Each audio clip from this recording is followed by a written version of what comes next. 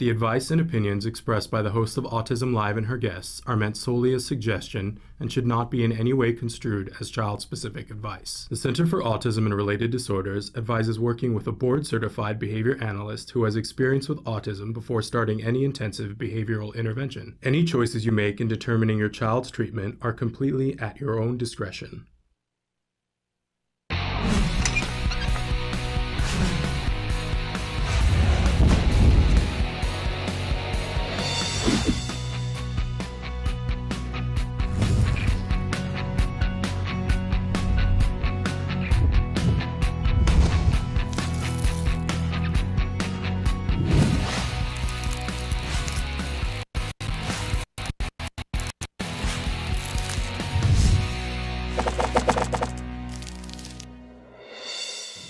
Good morning and welcome to Autism Live. I'm Shannon Penrod. We're webcasting to you live from the Center for Autism and Related Disorders, from their headquarters in Tarzana, California.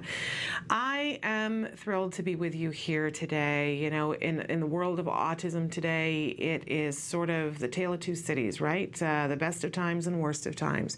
Of course, there's been a lot of media coverage in the last 24 hours about a case that has come to light with bullying. Yet again, we're going to be talking about bullying, but I think it's a conversation that needs to be continued.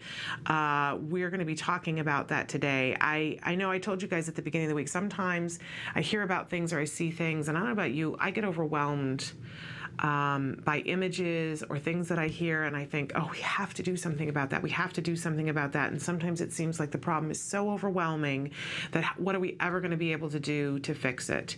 And that brighter minds than me have told me in the past, you know, when that happens, we need to focus on what's in front of us and do what we can.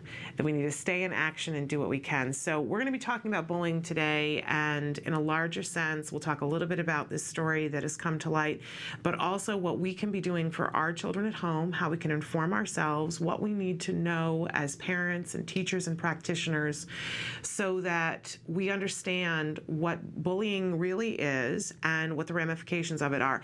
And if you're thinking to yourself, okay, well, I think I understand bullying, I just want to say to you that I thought I did too, and a couple of months ago, it all sort of changed for me. So I'm hopefully going to share some information that if you already know it, great, you'll pass it on to other people. But if it's stuff that you don't know, hopefully it will enlighten you in the way that it enlightened me. But again, we're going to be with you for the next 3 hours, and we generally talk about all things autism. In particular, we talk about ABA, Applied Behavior Analysis, and how we can be more efficient and more effective working with our kids on the spectrum. And that's a subject that's very near and dear to my heart because I'm a parent. I have a son who was diagnosed at 2.5. He is now getting close to being 9, and he is doing so well, is in a fully included 3rd grade class. I'm already emotional because this has been an emotional 24 hours. And like you, when we have a child on the spectrum and we hear about these things, it's so upsetting, right? It's so demoralizing to think that people can treat our children in the way that sometimes people do. But you know, my thing is we'll cry about it and then we'll move on and we'll take some action and we'll do what we have to do because, you know, it is emotional. It's very emotional to think that a parent can send a child to school and that a child can be, if you don't know what I'm talking about Stuart Chaffetz, the dad who in New Jersey, his son is on the spectrum.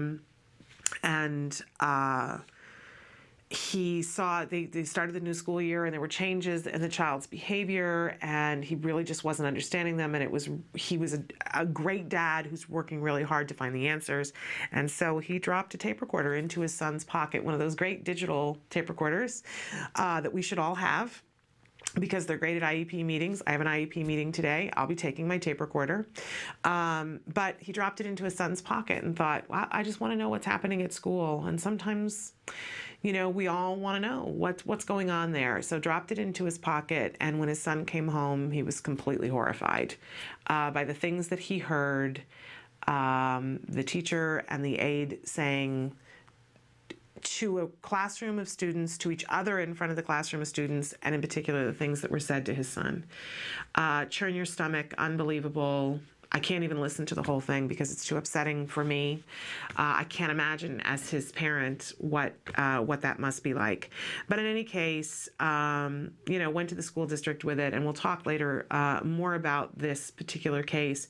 But I really want to talk about what we can do for our kids, what we need to know as parents, what we need to understand, and how we can come up with something that works better at the end of the day.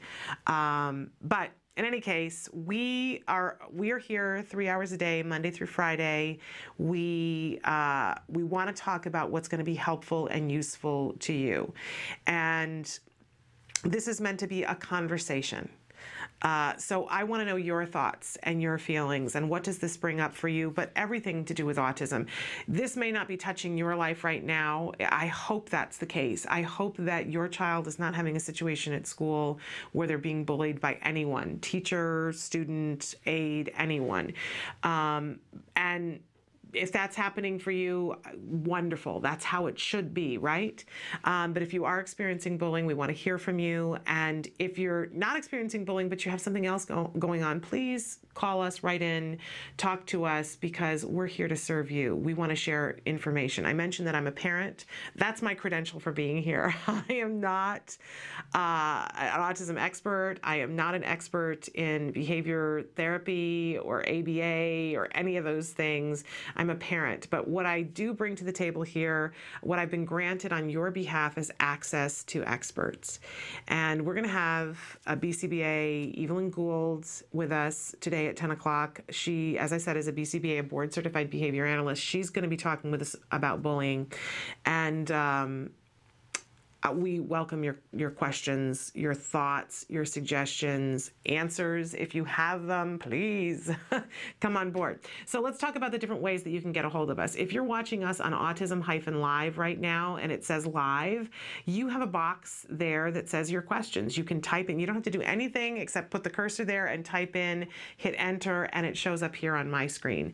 And we can be having a conversation in that way. That's really easy to do. If you're watching and it says rebroadcast, that means you're seeing it at a time when we're not live, but you can still be a part of the conversation because you can email us. And by the way, if you're watching us in any of the other formats that we're on, you can email us as well. Send the email out to us. What we will do is we will answer your question on the next available live show, but in the meantime, we'll send you back a typewritten response. So we're going to start to cycle through some of the different ways that there's the email address. Send us that email. We really enjoy having an opportunity to hear your thoughts, concerns, questions, all of those things. You can also phone us. If you're watching and we're live and you want to phone into the show, you can. If we're not live, you can phone in and there are people waiting to take your phone call. You can Skype in. You can even press video and we can have you here talking with us live. It's a wonderful, wonderful thing. You can speak to us on Facebook. We're on of course, wrong thing.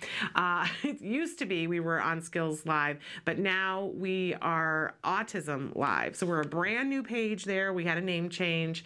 We would appreciate it if you would go there and like us because we're brand spanking new there. So give us a like if you're there. Also, you can find us on Twitter. On Twitter, we are Autism Live Show. And you can be talking to us there.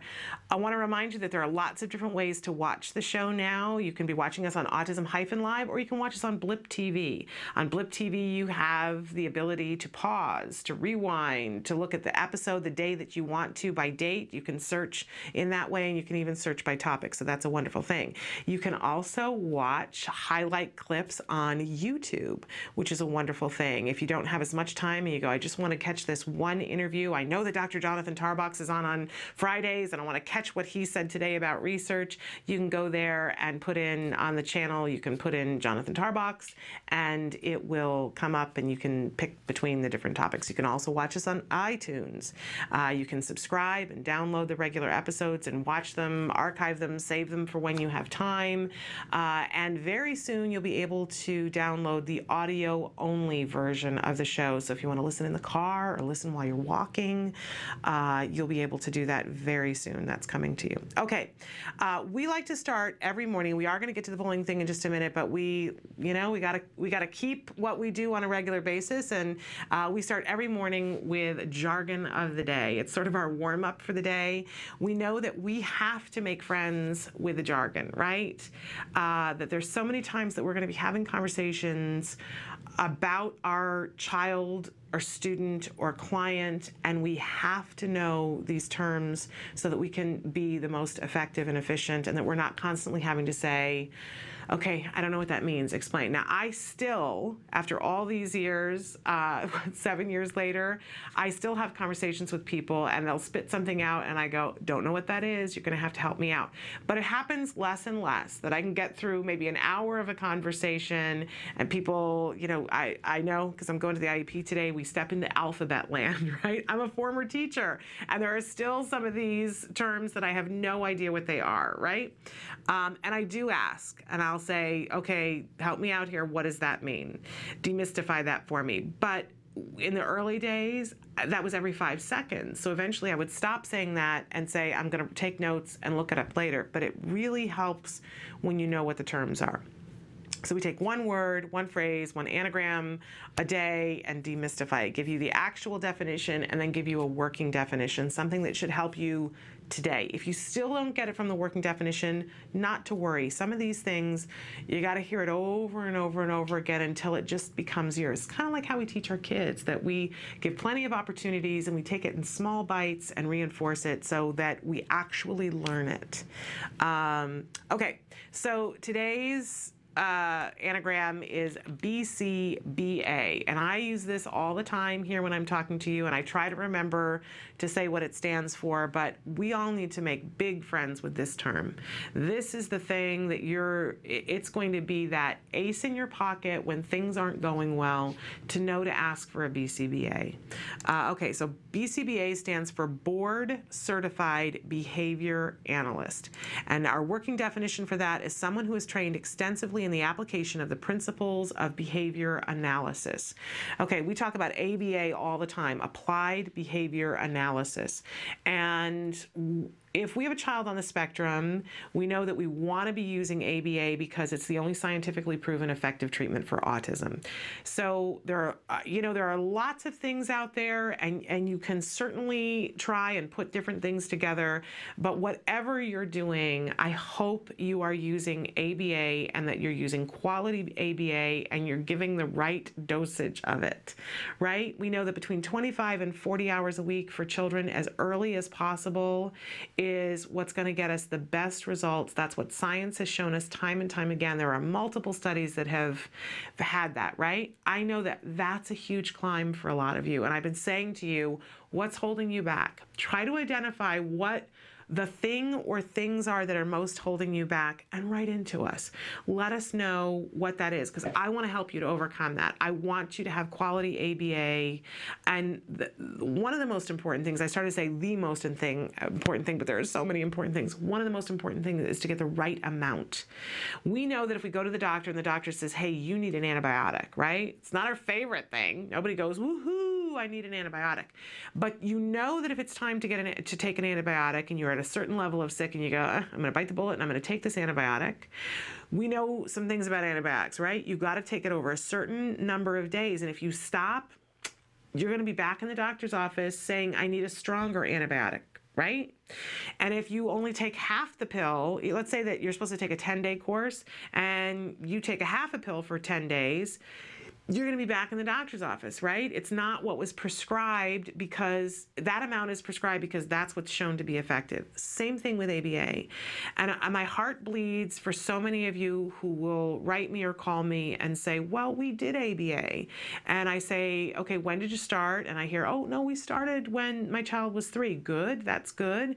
How many hours a week? Well, we did 8 to 10. That's like taking a half of a pill. And not even a half a pill. It's like taking a third of a pill.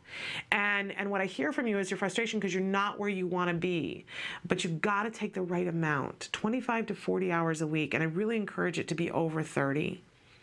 And if you missed that because of funding and that's what they gave you, Bless your heart. There's my air hug to you. I know it's not what we wish it would have been.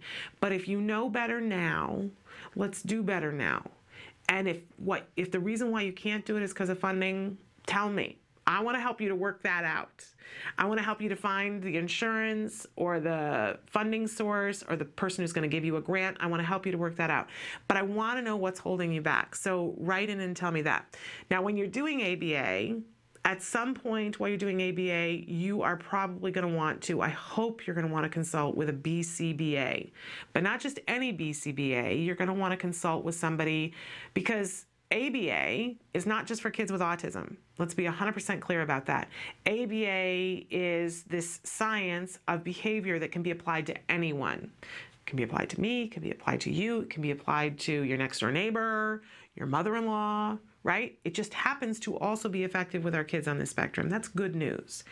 But all BCBAs don't have experience with autism. So you want to make sure when you find a BCBA, and you do want to find a BCBA, that they have experience with autism. So that's what you're going to ask. A BCBA is going to help you to figure out the function of a behavior. And once you know the function of a behavior, you're going to be able to, with them, design an intervention that is going to work and be appropriate, right? Huge thing to know, BCBA. If you're having problems at school with behavior,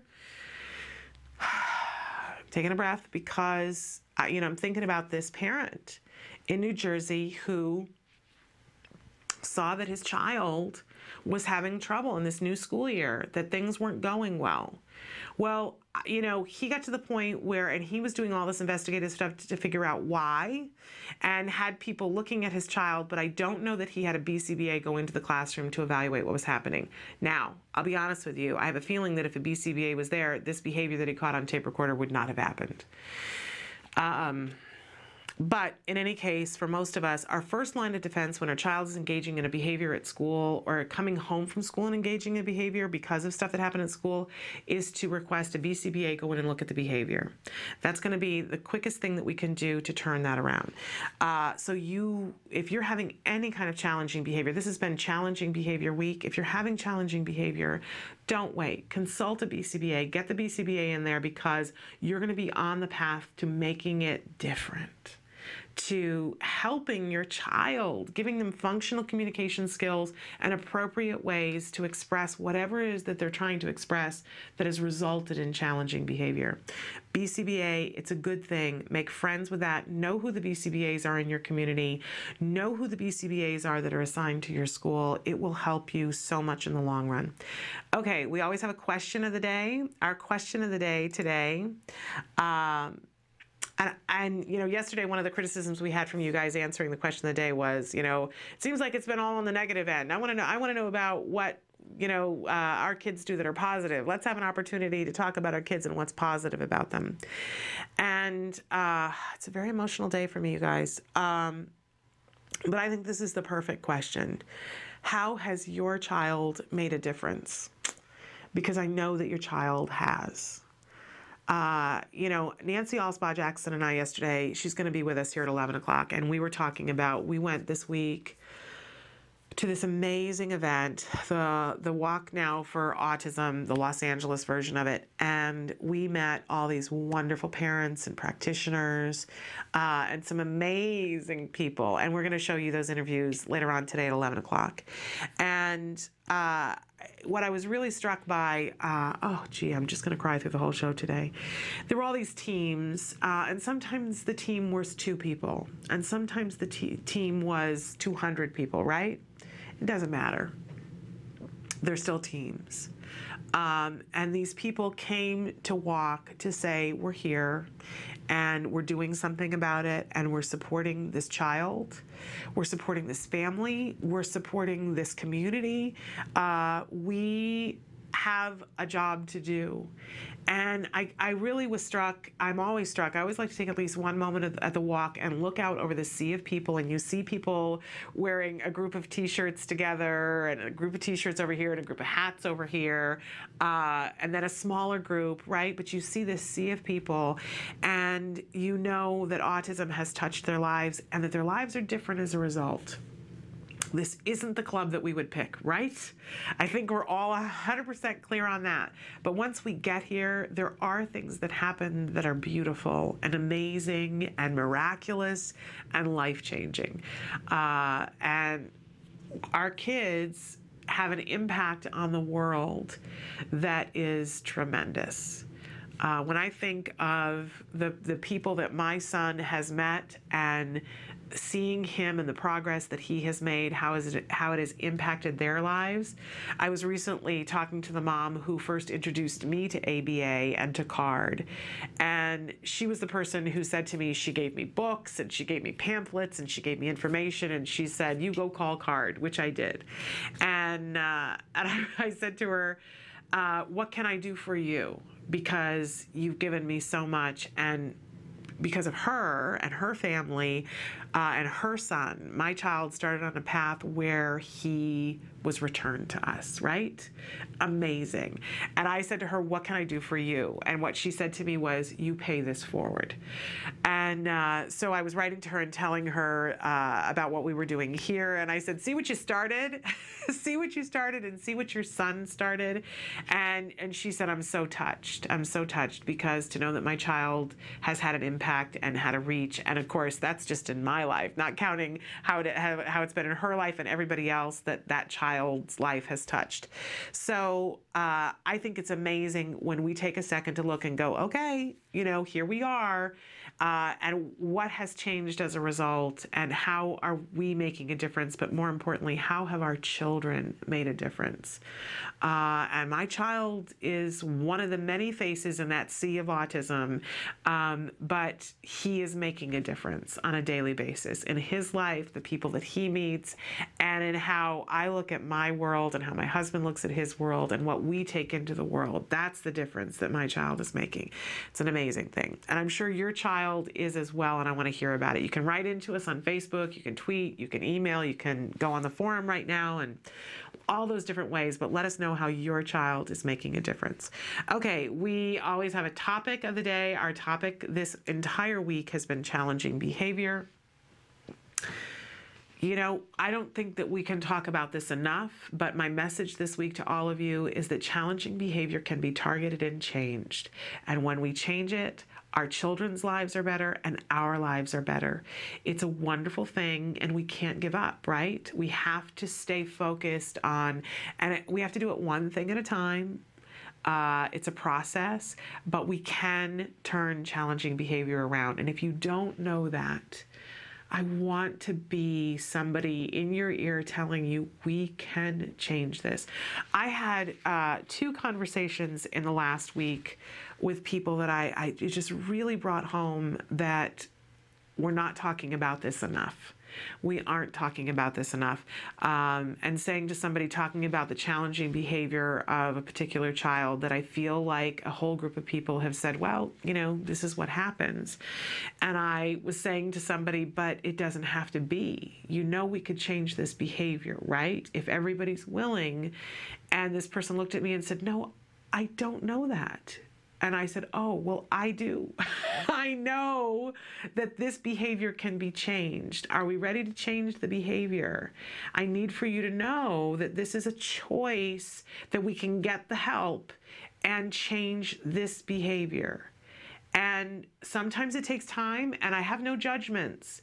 If we've said this week that you either know or you don't know. And if you're somebody who doesn't know, hang around for a little while. Spend some time on the show. Listen to people talking. It isn't just me. Please know that this isn't just coming from me. Challenging behaviors can be targeted and changed. And if you don't know that yet, don't feel bad, but stick around to hear about it, because it can. Okay, today we're talking about harassment. We're talking about bullying and harassment, what it means, what it is, what our rights are as parents, what we can do, what's in our arsenal to fight. I'm going to give you some real tools that will help you, that if this is happening with your child, you will understand what you can do about it. Then we're going to be talking with Evelyn Gould at 10 o'clock. She comes in and she specifically wrote and said, I want to talk about harassment today. I was like, well, it's a good thing because that's what we're talking about today. And then during the 11 o'clock hour, I said it's the best of times, it's the worst of times, right? Well, we're going to talk about the harassment and all those things. But at 11 o'clock today, we're going to show you some of these families that we met on Saturday, Nancy and I, and some of the fabulous people that we had an opportunity to talk to. I hope it's going to uplift you. Today is our last show of the week because, as I mentioned before, I am out of the studio on Thursday and Friday this week, but we'll be back on Monday. So I wanted us to leave with a palate cleanse, some real hope, some real inspiration. Nancy's going to be here with me. We'll show you those interviews and we'll be talking about that. That's at 11 o'clock. Let's take a break. And when we come back, we are going to look at harassment and bullying, define it. I'm going to have some things for you. You might want to get a notebook to take down some important information that we're going to give you, or you can just watch it on Blip and Rewind. So in any case, stick with us. This is the important stuff. We'll be back in a minute. Mostly the behavior started at night, but it was invading the day where he would just speak one syllable and babble and pace around. When she was a year old, she lost speech. She did never seem to request me for anything, even for food.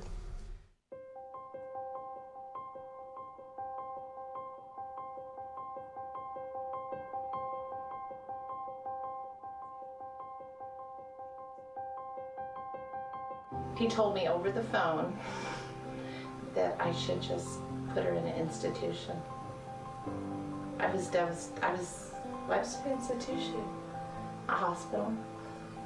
Yeah, isn't that nice? He told me that it was possible or likely that Ruffin would never be employed, that he would never work productively, that he would not know that I loved him, nor would he love me, nor would he be likely to marry. There's a 50% chance that he won't be able to talk at all, but if he does talk, he will only be able to, make simple desire requests. I want, things like that. And probably by the time he was 10, he'd be in a home. Doreen told me that he would recover, and Doreen told me that he would go to regular kindergarten. I really have a very normal kid now, and lots of normal worries, but not extraordinary ones.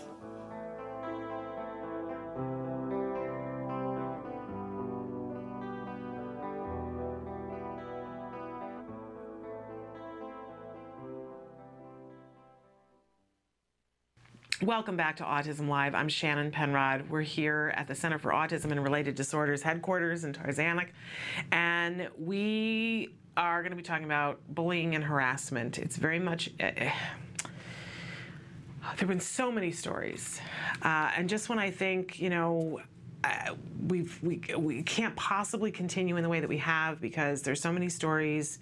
We've talked about the teacher who put the child with autism in a duffel bag, that was her way of disciplining him. And then we talked about the teacher who pinched the student's ears because he had a sensory thing where he was touching other children's ears, so she pinched his ears to the point where it left marks.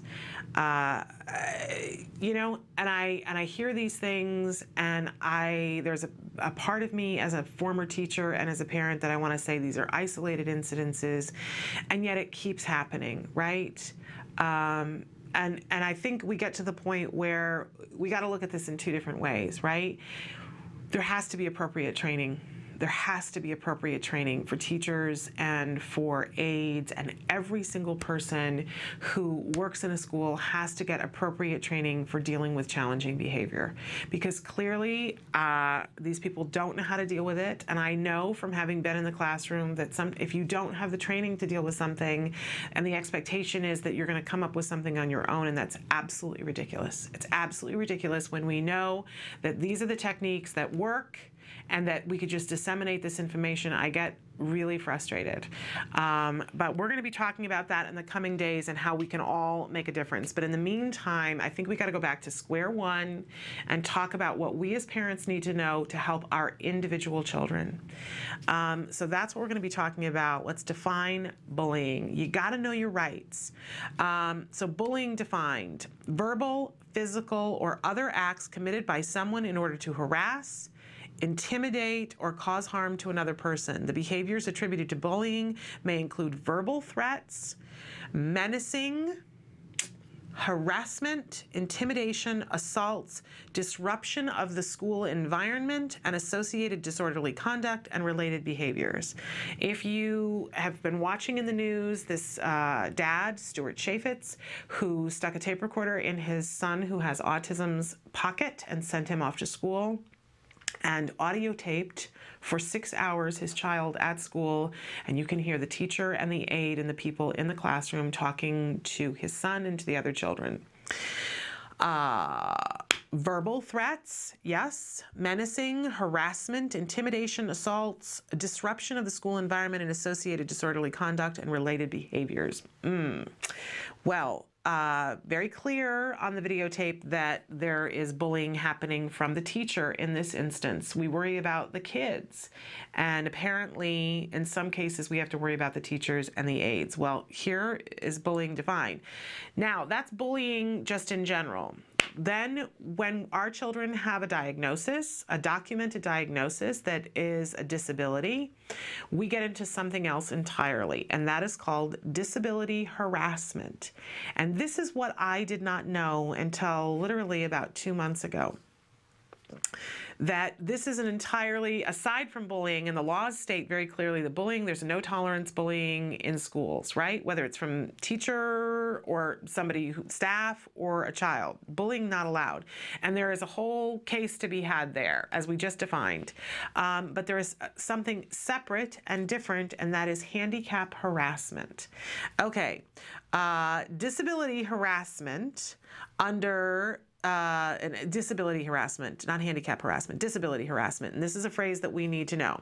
Under Section 504 and Title II is intimidation or abusive behavior toward a student based on disability that creates a hostile environment. If you listen to that tape, I think it is clearly the definition of a hostile environment.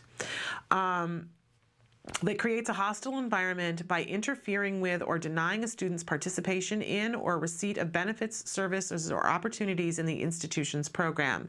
Harassing conduct may take many forms, including verbal acts and name-calling, as well as nonverbal behavior such as graphic and written statements or conduct that is physically threatening, harmful, or humiliating. Handicap harassment.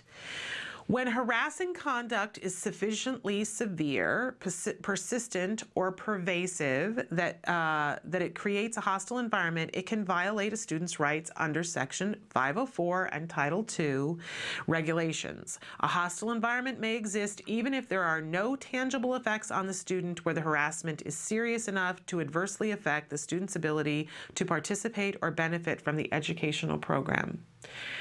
So, what basically watered down, what that is saying is that underneath the law, that if something is happening at school that in any way is creating an environment in which it makes it harder for the student to access the curriculum, then they are in violation of FAPE. Free appropriate public education. That is a clear violation, and you have recourse. So, of course, there are so many things to be talked about. And I love the fact that this dad is saying, I'm not trying to create a problem for the school district.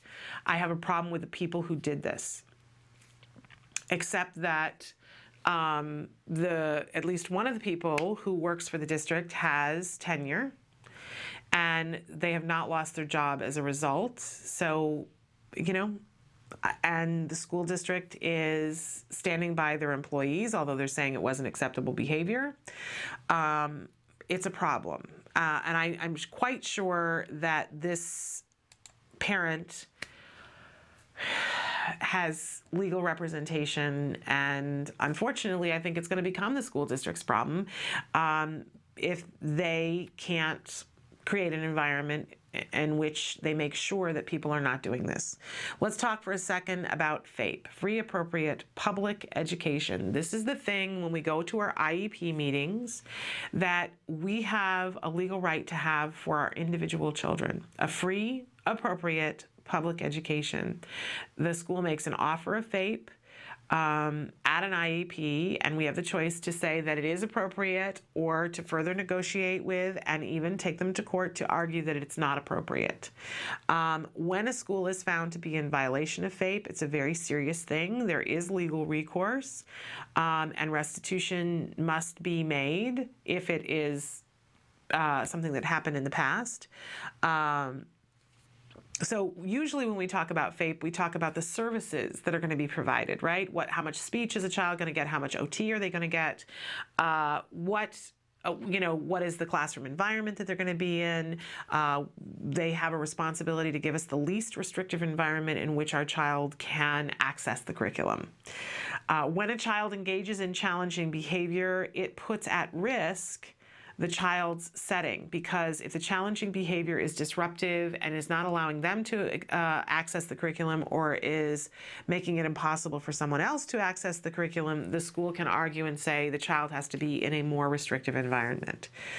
One of the reasons why I said to you we want to make sure that we know who the BCBA is that as soon as your child demonstrates challenging behavior in a classroom, for us as parents, we need to think, okay, my child's school setting is at risk.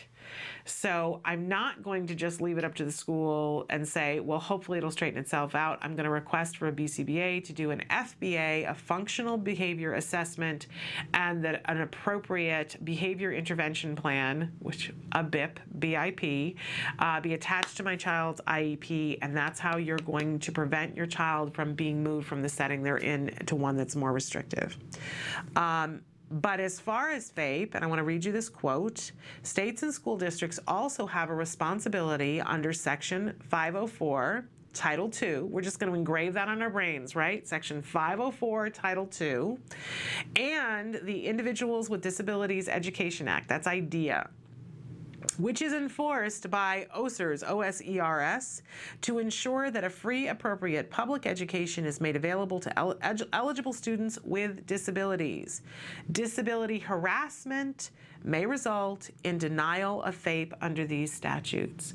That if your child is being harassed in this way, what you want to do is, in writing, and I'm told by our legal people who've been on the show that email is great. It's considered in writing, and you can keep a copy of it so that you can prove that you did send the email. What you want to do, the first time that something happens, if someone is bullying your child or harassing them, in writing, you want to send it immediately off to all the parties, including the principal and your school superintendent, whoever, and say, this is what happened. This is disability harassment. It is very concerning, and I want to know what course of action that you're going to take. Because if action is not taken, then you can say, we have had denial of FAPE. And if your child starts engaging in challenging behaviors as a result of the harassment, clear-cut case of a denial of FAPE. Clearly, that is what has happened with this poor child who has gone through being harassed and abused and bullied by the people in his classroom. It's unconscionable. It's just absolutely unconscionable. Okay, so what can you do? If you are not getting, if you've sent out that email and you have said handicap harassment and you really, disability harassment, excuse me, you really need to use that term because that's what escalates it with your school administrators. You have the ability to request due process and to say that you have been denied FAPE. It's a very serious issue for a school, and there are many steps before you get to due process where they can give mediation, but I think sometimes you need to show that you mean business. And I know some parents that are, they get to that point and they go, I'm taking my child out because I don't see that you're on my child's team and you're not helping the situation. You're not giving us solutions. And in the meantime, why do I want to send my child back there where I'm not assured that everything is going to work? I want you to know that you do have the ability to do that and start homeschooling your child, but it's still worthwhile to go back and file the due process for FAPE and say, I was denied FAPE, because then the school has to pay for your child's program someplace else. It's just that cut and dried. They either show up and do their jobs and do it right, or you have the ability to take your child out, put them someplace else, and sue for what you're paying for someplace else. And I encourage you to do that. I hate to be in that kind of a mindset, but our schools, they are broken, right? I don't think anybody would agree with that. And a lot of times we see these things and see, a bad teacher. I'm just going to say it. And I'm an ex-teacher, and that's hard for me to say, but this is a bad teacher. There's a bad teacher and a bad aide. I don't think that is true of the vast majority, but we have to have a system to get rid of the bad teachers and get rid of the bad aides. This person should not be in a classroom. Sorry. But I feel confident that the vast majority of you agree with me. But unfortunately, what happens in the administrative is unless they have to pay for mistakes like this, things aren't going to change. And unfortunately, sometimes it comes down to what is it going to cost them. And I have to say that as parents, I think it's time for us, and we are going to be talking with you about this more, for us to rise up and say, you know what? Your expectation that these people are going to know what to do with our kids without proper training is really, really inappropriate. You want to talk appropriate? How about you train these people and have I think we need to have legislation that certifies that everyone who works in a classroom is appropriately certified to deal with challenging behavior. Because these things would not be happening the way that they are. And individual parents, as these things come up, I know you have so much else to do with your day. The last thing that you want to be doing is fighting with the school district. Even this wonderful dad who says, I really don't want to be fighting with the school district. I really don't. But this is inappropriate, what happened with my child, and it should not. Moving this teacher from one school to another is not going to fix it. Unfortunate, right? Okay. In any case, individuals and organizations also may file complaints with OCR alleging a denial of FAPE that results from disability harassment. In addition, an individual or an organization may file a complaint alleging a violation of IDEA. Under separate procedures with the state education agency, state compliance with IDEA, including compliance with FAPE requirements. That's monitored by OSERS, which is the Office of Special Education Programs. Okay? So let's give you some places where you can complain. I'm going to come back to, here we are. Well, let's start with helping our kids. What can we do if this kind of thing is happening? We want to help our child, and then we want to help the school, right? Because it's got to get better. But we can help our children by using ABA to teach our kids how to tell us when something is going on, right? Instead of just engaging in challenging behavior. We can help our children by teaching them social skills. We can help them by building up their self-esteem, and we can help them through giving them opportunities, things like play dates, so that they build their community and their self-esteem so that they are less likely to be in a position where bullying is happening and they're not telling us. Now, that's really for when it's children that are bullying. When it's an adult who is a teacher, we still need to work on functional communication skills to let our child know, and social rules to let them know what's allowed and what isn't allowed. I don't know about you, but it never occurs to me that I need to tell my child, by the way, people, even the people at school, are not allowed to talk to you in this way. And for some of our kids who don't have enough receptive language to understand that, that's a really difficult road to hoe. And I don't know about you, but it really tears my ticket that you got to take time out of your child's program to tell them things like this. But we do need to make sure that our children can communicate with us if something bad is happening to them. And just like we teach them fire safety and teach them how to cross the street, we do need to give them those skills because we need to keep them as safe as possible. Okay, but what can we do when it's happening at the school? We have to call it what it is. Call it disability harassment. Report everything in writing. Email counts. Here's a phone number that you can call for more assistance and knowing which office you want to call next if you need to escalate things. 800 USA Learn. So that's 800 USA Learn. You can call that office, and I'm told that they can give you direct assistance. And then there is, if you go to www.2.ed.gov, you can find resources there. In particular, you can look for documents on disability harassment, which is where I got all of this information from. Again, that's www.2.ed.gov. And there's a wealth of information there about so many different things. So if you're having an issue, call 1-800-USA-LEARN, and you can go to www.2.ed.gov. And many topics there for you to look at. We're going to take a break, and then when we come back, we're going to talk a little bit more about this story with Stuart Chaffetz and what you can do if this outrages you. Stick with us.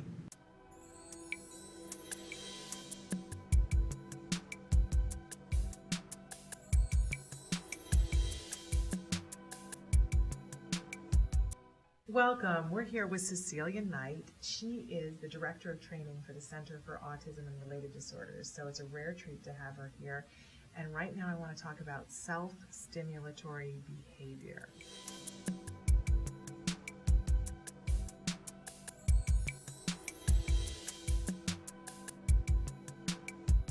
Well, I guess textbook, we're looking at any ritualistic or stereotypical behavior that a child engages in repetitively.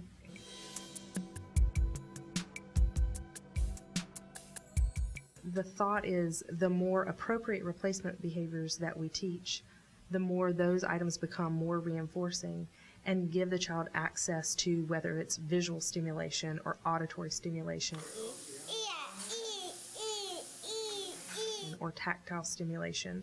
So those now more appropriate activities would be more reinforcing. So it's important to teach something that competes and that is more fun than engaging in the self-stimulatory behavior.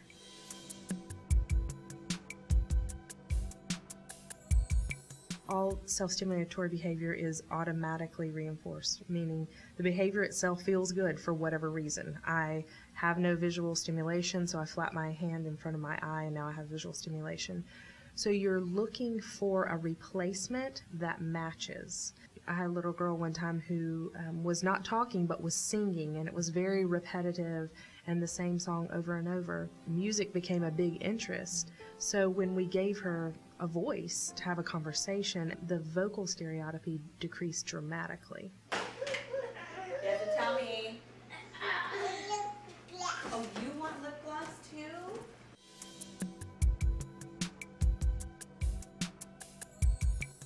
Do you find that sometimes parents are hesitant or resistant to replacing a self-stimulatory behavior? Yes. It's very difficult to always be looking out for that self-stimulatory behavior. I do think you have to help a parent understand that those things like riding the scooter will eventually replace the self-stimulatory behavior. A lot of us have been there. That's not where we want to be. It just felt like, wow, I'm going to take away the thing that makes him feel okay, and he's working so hard and doing this. But also know that that's the point of intervention, is not to take away all the things that are reinforcing to the child, but to give them other options that are more appropriate. It's difficult to engage with your child many times in a self-stimulatory behavior because there's a pattern or routine, and it's hard to engage with them. So trying to, bring them into activities that are reinforcing with others. Where did they go? Oh, nice job. He needs a nose, too. Where does his nose go? What else? What else does he need? This is my potato. Welcome back to Autism Live. I'm Shannon Penrod, and we're webcasting to you live from the Center for Autism and Related Disorders. We've been talking about bullying today, and there's a story right now very much in the media. Stuart Chaffetz, a dad in New Jersey, who saw that his son has been engaging in some challenging behavior and just seen a change in his child since the new school year and wasn't understanding why, trying to figure it out, stuck a tape recorder in his son's pocket, sent him off to school and recorded for 6 hours. And what he came home with on the tape recorder was just shocking, horrific. The teacher and the aide engaging in completely inappropriate conversation, shocking, inappropriate for professionals, and then it escalates, or downgrades into the child clearly being harassed, clearly unprofessional. And I wanted to take some time this morning and talk about things that you can do if anything is happening to your child having to do with bullying, what your recourse is, what the law states, and what you can fight with, and that you call it what it is, call it disability harassment, put it in writing, and let the school know that you're not going to tolerate it, but call in some help. 1-800-USA-LEARN. You can visit www.2.ed.gov. Those are some great things to do. It shouldn't be happening. It shouldn't be happening. But we can sit there and say it shouldn't be happening, and obviously it's happening. So we have to be able to take some action. We have to be able to demand that these things not happen in our classrooms. So call it what it is, handicap harassment, and tell the school very quickly, very succinctly, this is violating my child's right to FAPE. That's what they'll understand, right? So don't be afraid to say that. I wanted to share with you that the dad, Stuart Chaffetz, who is saying in the news, I really don't want to have a fight with the school district, but I think it's inappropriate that the teacher has just been moved to another school because the teacher has tenure. And so there are some petitions that have been started. You can go to change.org. There's a petition there, and there is also a website. There's a Facebook site, and I don't want to tell you the wrong thing. So it's facebook.com/no-more-teacher-bullies, BULLIES, no more teacher bullies. You can go there and get information there. They're calling for, their statement is, when a teacher bullies a child, especially one with special needs, they need to be immediately fired and their actions made public. So go there, like that, have your voice be heard. I'm liking it right now. There we go. Okay. And if this is happening with you, we want to know what you're working on. But we had a comment that came in, and I said, it's the best of times, it's the worst of times. But somebody wrote a wonderful comment in that I want to share with you. My son is learning to limit his preferred topic statements/comments to 4 when speaking to others. We give him a rule: when you're talking to others, tell them 4 things about your cool item activity. If they like what you're talking about, they will ask you a question or say something about your cool item or activity. Then you can tell them more. If they do not ask or say something about your cool item or activity, then you can ask them about something else. Okay, so, and she goes on to say, okay, so the progress I have seen was 3 weeks ago. My younger brother came out to visit, and he told me that my son only told him the 4 things about his preferred topic and only kept talking when he asked him about it. Yay! Several times this week, my son has told me, oh yeah, I only have to say 4 things about it, right, Mom? Yay, he is recognizing what he's doing now, and it's so exciting. You know, it's a wonderful thing because here's a perfect example of something that you go, well, duh, right? Because how many of us are walking through the world and going, oh, my child, you know, he's struggling, he or she is struggling to make friends. And part of the reason, it's by no means the whole reason, but one little piece of the puzzle is that when my child gets into a conversation, that they yakety endlessly about the thing that they're interested in, right? Bless their hearts. But it's something that our kids can be prone to doing.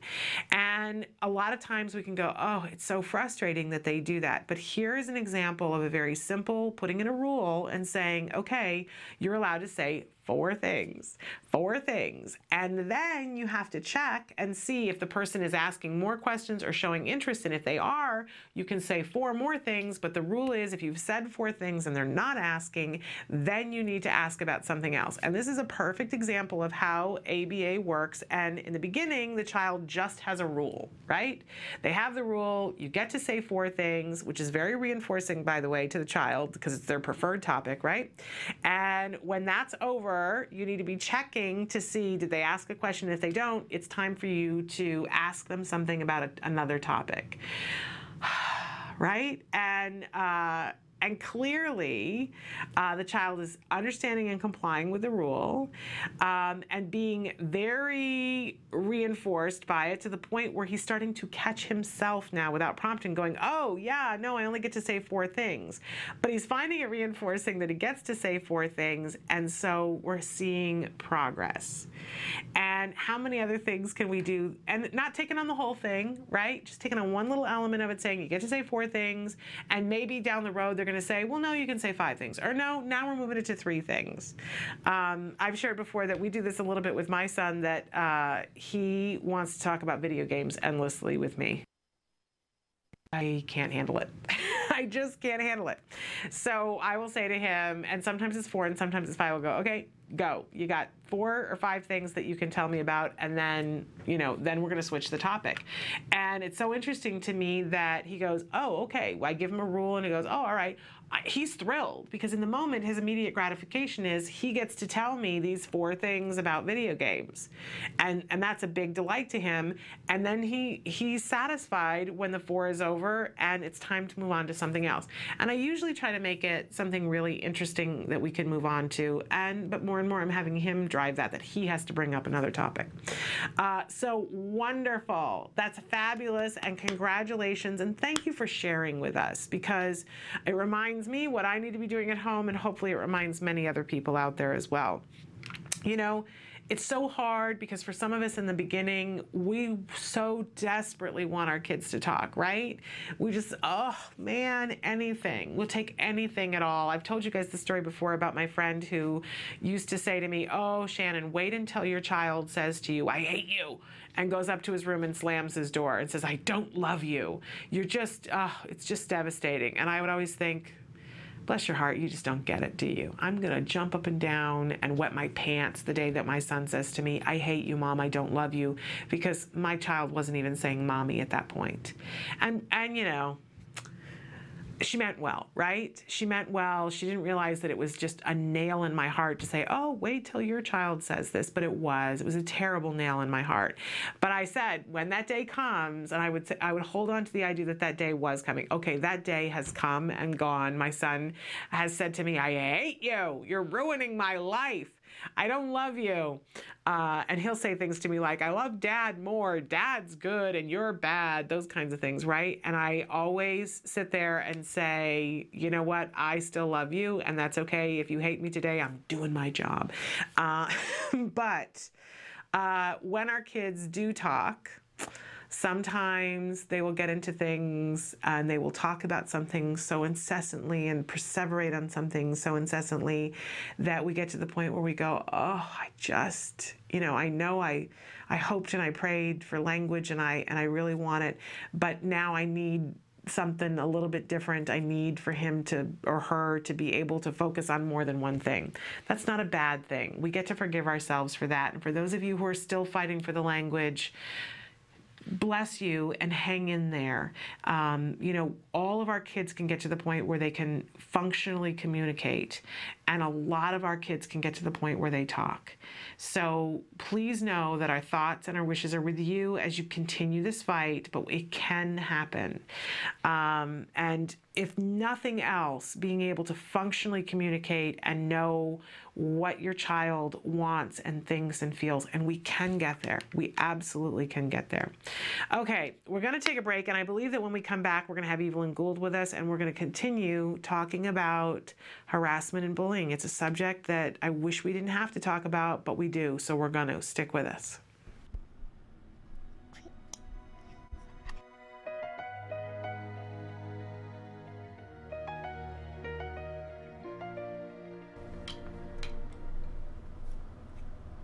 Social ID questions are just basic questions that anyone would ask you, like what's your name, what's your age, how are you, and we're teaching him, to reply. My name's Jack Riley. I'm 2 years old. And when we ask him, how are you, he's supposed to say I'm fine or I'm good, just so it's a conversation starter. I didn't probe through what he knows yet, but he might surprise me. I don't know. He always does. How old are you? 2. Oh, wow. 2 like this? Can you do it? Oh, that's a good try. Can you do the fingers? You trying? 2. There you go. What's your name? Alright, well, I guess he knows those. Hey, what's your name? Jack Riley. Yay! There's Jack Riley! Woohoo, you're so smart! You're so smart! Poof. Yay! Where's Jack Riley? Oh, there he is!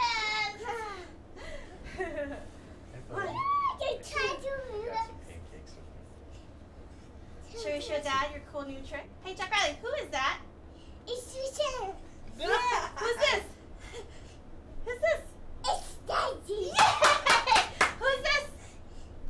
It's Nose. No, who's this? Who's this? It's a baby. It's a bat. It's a dog. Oh, and my time will come. It's son. Tiger. His mom was saying he was getting so excited that he's discovering new phonetic sounds on his own, like with things that he knows, like dinosaur and pancake. Hey, what's this one? Dinosaur. Good job. What about book?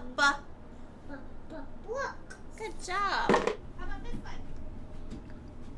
Ball. Wow, good. Book. What about this? Car. What about this one? Good. Nice. What about this guy?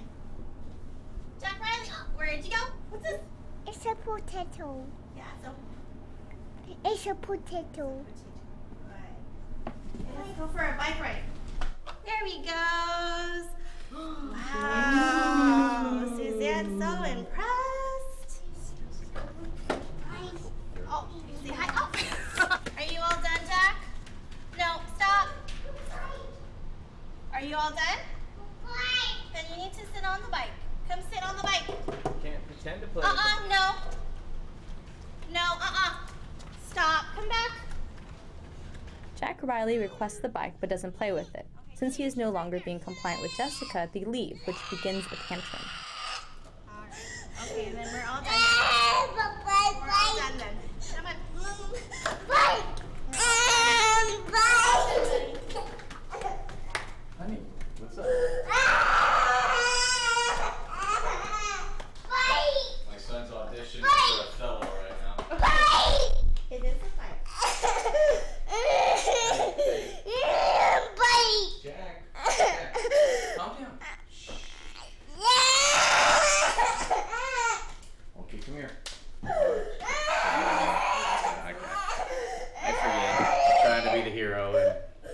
Mike is supposed to ignore the tantrum because giving him attention may prolong the tantrum and make it worse. Every time we asked him to do anything, he sat down. And sort of, not violent is the wrong word, but roughly, to where, he almost threw his head back on cement a couple times. Where I grabbed his arms and lowered him because he was going to throw his head back. I thought, I have some tools that I use from you guys. None of them worked. The only thing I could do, I think it was more energy. You know what I mean? He's cooped up, and then there's no way I'm doing what you asked me right now. I gotta see lawn. I think he just was like, I'm not doing what you do. I'm gonna play right now. And so we tried that to where differentiate. If you go on the lawn, you can play, but you're gonna walk with me, and then you can play. That didn't work either. No, it did not work. It was sort of a setback in my mind. Like I hadn't seen this behavior. I had no idea what to do. Oh, okay. Well, that's why we're here. I know. So not to make it dire, but yesterday to me was sort of a rough day. It was surprising to me. I know I make a lot of mistakes when I'm with him when he does stuff like that, but I know somewhere in here the tools are there. But yesterday I was like, they just all went out the window because he was just nothing was working. He was the boss yesterday. I couldn't figure it out. You do the A-word thing, and sometimes I'm set back when he does something brilliant. He is who he is, and he'll be who he'll be. But I want him to go on dates and not be necessarily the 180 IQ guy who's focused on one thing. He does things that I just go, look at Cheryl and go, oh my God, I don't think I can do that now. Welcome back to Autism Live. I'm Shannon Penrod, and our special guest, it's Wednesday. I love Wednesdays. Our special guest at 10 o'clock on Wednesdays is always the fabulous Evelyn Gould. She is a BCBA. That's our phrase for the day. Our jargon for the day is BCBA, Board Certified Behavior Analyst. And I was talking with them earlier about the fact that all BCBAs not created equal, that, not everybody who is a BCBA knows about autism or has experience in the field of autism, but you do. Yes. And so it's wonderful to have you here today. And we've been talking this morning about bullying and harassment. And I'm thrilled that that's what you wanted to talk about today. It was like Vulcan mind meld that you knew and requested today. I want to talk about bullying. And I was like, yay, because that's what we're talking about. Yeah. So from a BCBA standpoint, I'm thrilled to hear your thoughts on this, because I know I have a lot of emotional responses as a parent. Mm-hmm. But I'm wanting to know from you what are your thoughts today about bullying and harassment? Well, the reason that this came up as I was reading, there's a study, or not a study actually, just more like a report, a survey that was done by Kennedy Krieger, and they just recently released it, the results. Mm-hmm. And so I was just having a look at that, and it was really heartbreaking to me to read about it. I mean, we all know that bullying is a problem for our kids, but this just really puts it out there. Yeah. The results that they got were from a very specific group of parents that volunteered their information. So they kind of say themselves, we don't know how much we can generalize this, but basically what they found with the group of parents that they interviewed was that I think 60% or something, let me just check that mm-hmm. number, 63% of the children with ASD had been bullied, compared to, I think, maybe 12% of the typical siblings of those kids. And that's just very decimating. And we should back up for just a second and talk briefly about Kennedy Krieger and the Ian research. And yes. This is something that for you as parents, if you're interested in participating, the Ian research project allows you fill out a survey. My husband and I are on it, and we have an account for my son as well. It's free, and if you want to have input, they will send you surveys that are questionnaires that are appropriate for the things that you answered in your original profile. Right. and you can be a part of a huge experiment in research, because we know that we all have information, right? And we should be sharing it with each other, and that's part of what the Ian Project does. And so that's what this is coming from. They have a website which we can find for you. At the end of the show. We'll have Emily put it up. I think it's just Ian. I think it is. Or Ian Project. Ian Community, it is. IanCommunity.org. Okay. I believe. There we go. And it does take a little bit of time to fill out the initial profile, but you can do it in spurts. And they don't harass you. There are lots of times when I am too busy. They'll send me a thing and I just don't have the time to fill it out, and they don't harass you and say, hey, you said you wanted to participate. They're very good about that. They understand that we all have a minimum amount of time. But you can go there to the website too, and it's the Interactive Autism Network. You can go there and they'll publish some of their different studies. They're going to. I think right now with this stuff, they're just sharing the findings with with everybody, because obviously they want to show what your work, your input as parents is producing, but they're in the process of formulating some research that could be published. Okay, so here we have, and they've asked questions about bullying, but high number for the kids who have an autism spectrum diagnosis as opposed to their siblings who don't. And in particular the kids with Asperger's, they found were the most likely to be bullied, and there's lots of different reasons why that might be. They don't really know from this information yet, but it's stuff that they want to explore. I mean, it could be, one of the other things that they noticed was that children were more likely to be bullied if they were in a public school setting, whether that was special ed or just typical classrooms. So it may be that more Asperger's kids are in those kinds of settings, or it may be something to do with the particular deficits or skill, the types of things that kids with Asperger's are dealing with. But it could also, what my fear is that on the spectrum, the kids with Asperger's are much more vocal. So maybe it's that they have the ability to report it, whereas the other kids we may not know. It could be that too, exactly. So there's lots of different things. It might be to do with the Asperger's itself, or it might be to do with the environment that they're in, and there's lots of things that could be going on. Right, but already shocking, that this many of them are saying this is happening. Yeah, it's really tragic, and so it's obviously a very common thing, and I don't want people to freak out about that, but just to be aware of it, even if you don't think that your child's having problems, just to be aware, because you may not always know, as Shannon just said.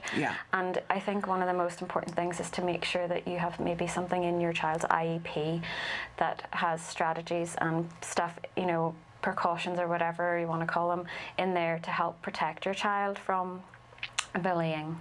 Yeah, and shocking that we would have to think in those terms. But, and I've shared with you that I was always aware of the bullying thing and thought, this is shocking, this is terrible. We've had Jesse Saperstein on the show, that he is a wonderful, outspoken young adult who is jumping out of planes to draw attention to the fact that bullying is happening and that it shouldn't, and on this crusade.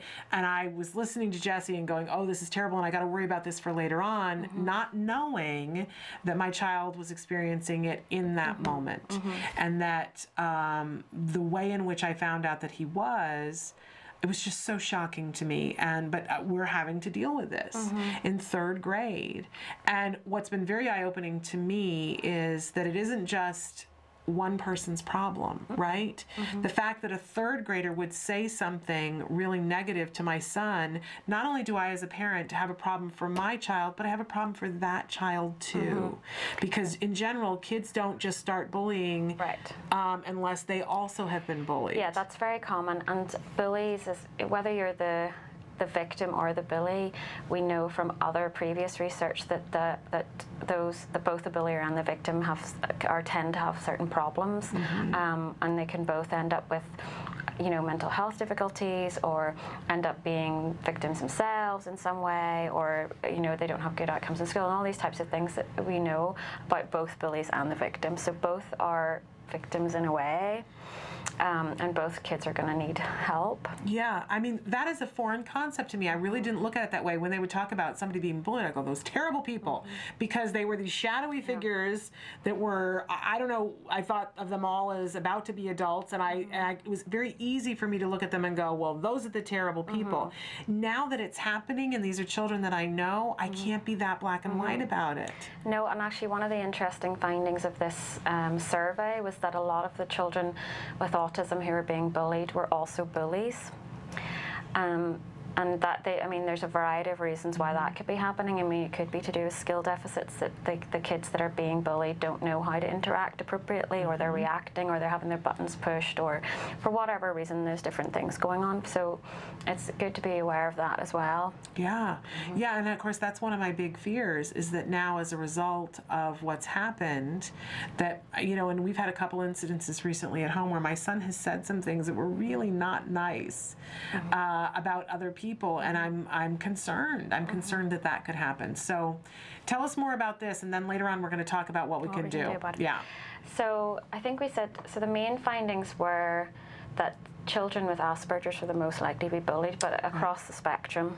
Then also that more bullying, it seems to be happening in the public school setting rather than the private school setting, and there's like a variety of reasons of why that can be happening too. I mean, one of them could be that private schools tend to be smaller and more kind of insulated. The other things that they found was that a lot of the children who are being bullied were often bullies themselves. So children with autism are more likely to bully others. And what else? Oh, and I'm trying to find my other findings here. That's okay. Take your time. But it's shocking. There's a lot of things in this report. Yes, there are, and I love all the graphs and all the information. It's so important, because keep in mind too, everybody, that this is what was reported by parents. So, you know, I think that there's probably a level of honesty, and for parents to have admitted that my child, not only is my child being bullied, but my child is also bullying, I think is an incredibly honest response. And I tend to really believe in that number. Because there was nothing to be benefited by that, but the parents did. So something important for us to pay attention to and be aware of. And most of the bullying that was going on was more the psychological, well, they call it like psychological bullying, so like teasing, calling names, and also interestingly deliberately provoking the kids to, you know, pushing their buttons to see them have a meltdown or see them get really, really upset, which is just really tragic. But I guess some of the kids just find that amusing, or for whatever reason. So they're deliberately winding our kids up. And then the other thing that they noticed was what types of behaviours are most likely to result in bullying. And actually, it was interesting because it wasn't the repetitive stereotype. Which is what we would assume, right? Which is what I would, you know, I might have assumed that would be a problem. It was more, but again, you know, we noted that the Asperger's children were more likely to be bullied, so I don't know if it's to do with maybe more outward behaviours don't cause the bullying as much, or if who knows. But the things that were the behaviours and traits that were most associated with being bullied were things like clumsiness and poor hygiene and like rigid rule following. So for example, enforcing adults' rules when the other kids weren't, you know, that kind of thing. Continuing to talk or perseverate on a topic that wasn't interesting to the other kids, or was weird, perceived as weird. Which we just talked about, had a question or a comment from somebody that's working on that with their child. Interesting. Very interesting. And then kids who have frequent meltdowns and show a lot of inflexibility or rigidity. So those are the most likely things to cause bullying or to bring about bullying. And isn't that interesting? Because a part of me as a parent goes, well, gosh, okay, those are things to target a little bit more so that they're less likely to be bullied. It brings up some anger because I want to go, well, I don't want to work on that because of this, but at the end of the day, it helps them to negotiate their world and be more social. Yeah, and I think that's one of the things that I was thinking about this morning is really, unfortunately, we can do all the education and talk to these kids in classrooms as much, and we should do that, but ultimately we don't really have a lot of control over what other people do. And the things that we have best control over and the things we can change, the most easiest is to help our kids, is teach our kids skills, and maybe change some of the things that they're doing. Whether that seems like the right thing to do or not, that unfortunately that really is the best thing we can do. And it does have other benefits, right? I mean, we can all admit that for our child to be able to not continue monologuing about a subject without checking in with other people, that helps them not just with bullies, but with making friends that are and that's willing. really, really important, because the kids who are able to make friends are much less likely to be bullied. Yeah. So that is really important. Absolutely. Okay, so we're going to take a little bit of a break, but when we come back, we're going to talk about how we can target some of these things, and you'll tell us if there's other stuff within this huge study, this huge information here that you've got that we need to be aware of. So we're talking about bullying today, and I want to remind everybody, though, that at 11 o'clock, we're going to have Nancy Alspaugh-Jackson, and we're going to show you, we're going to end on a really good note and show you some wonderful families that we met at the Walk Now for Autism on Saturday. But we're coming back with Evelyn Gould and talking about bullying. Stick with us.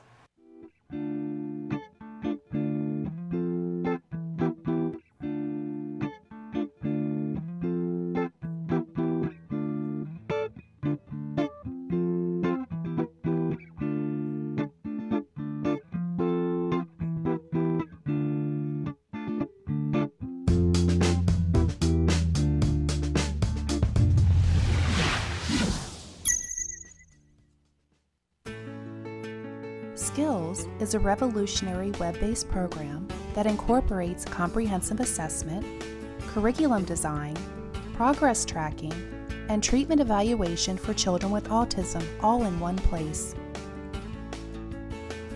Developed by the Center for Autism and Related Disorders.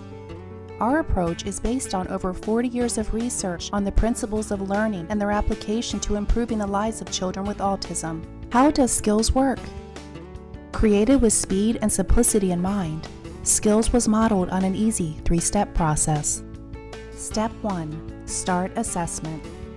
Step 1 begins with our intelligent assessment system, which consists of a series of questions. This assessment is essential to identifying your child's level of skills compared to their typical peers across all areas of development. This includes assessing social, motor, language, adaptive, play, cognition, executive functions, and academic skills. Every skill has an assigned age, which indicates when the skill emerges during typical development. This means that each child is automatically presented only with lessons that are relevant to his or her age.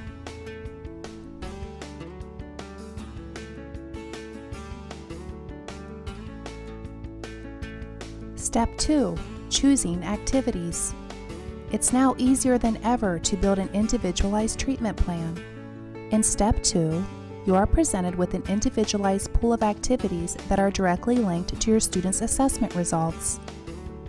Each activity represents a specific skill that has been indicated by the assessment as needing to be taught. Activities are categorized by curriculum and then by lesson. There are 3 main types of skills: building blocks, fundamental, and expansion skills. Fundamental skills are necessary for successful everyday functioning. Building blocks are prerequisites to a fundamental skill. Expansion skills are non-essential skills, but may provide further enrichment in certain areas. After reviewing the activities available to you, you can quickly add your chosen activities to the treatment plan by simply checking the box and clicking the button. Step 3. Start treatment. Once you have selected and added the activities you want, you are ready to begin teaching. Skills provides you with all the tools necessary to design and manage an effective curriculum plan, such as printable activity guides that are customizable by the teacher, supplemental teaching aids including printable data sheets, teaching guides, visual aids, worksheets, and tracking forms, detailed IEP goals and benchmarks for each activity, brief and visually appealing video tutorials, a variety of treatment progress and clinical timeline charts, and lots more. And since Skills is completely web-based, everything you need is available 24 hours a day, 7 days a week, in one easy-to-access location. Skills users even benefit from unlimited access to a support community, where they can ask questions and share ideas with a skills expert. Skills is always with you.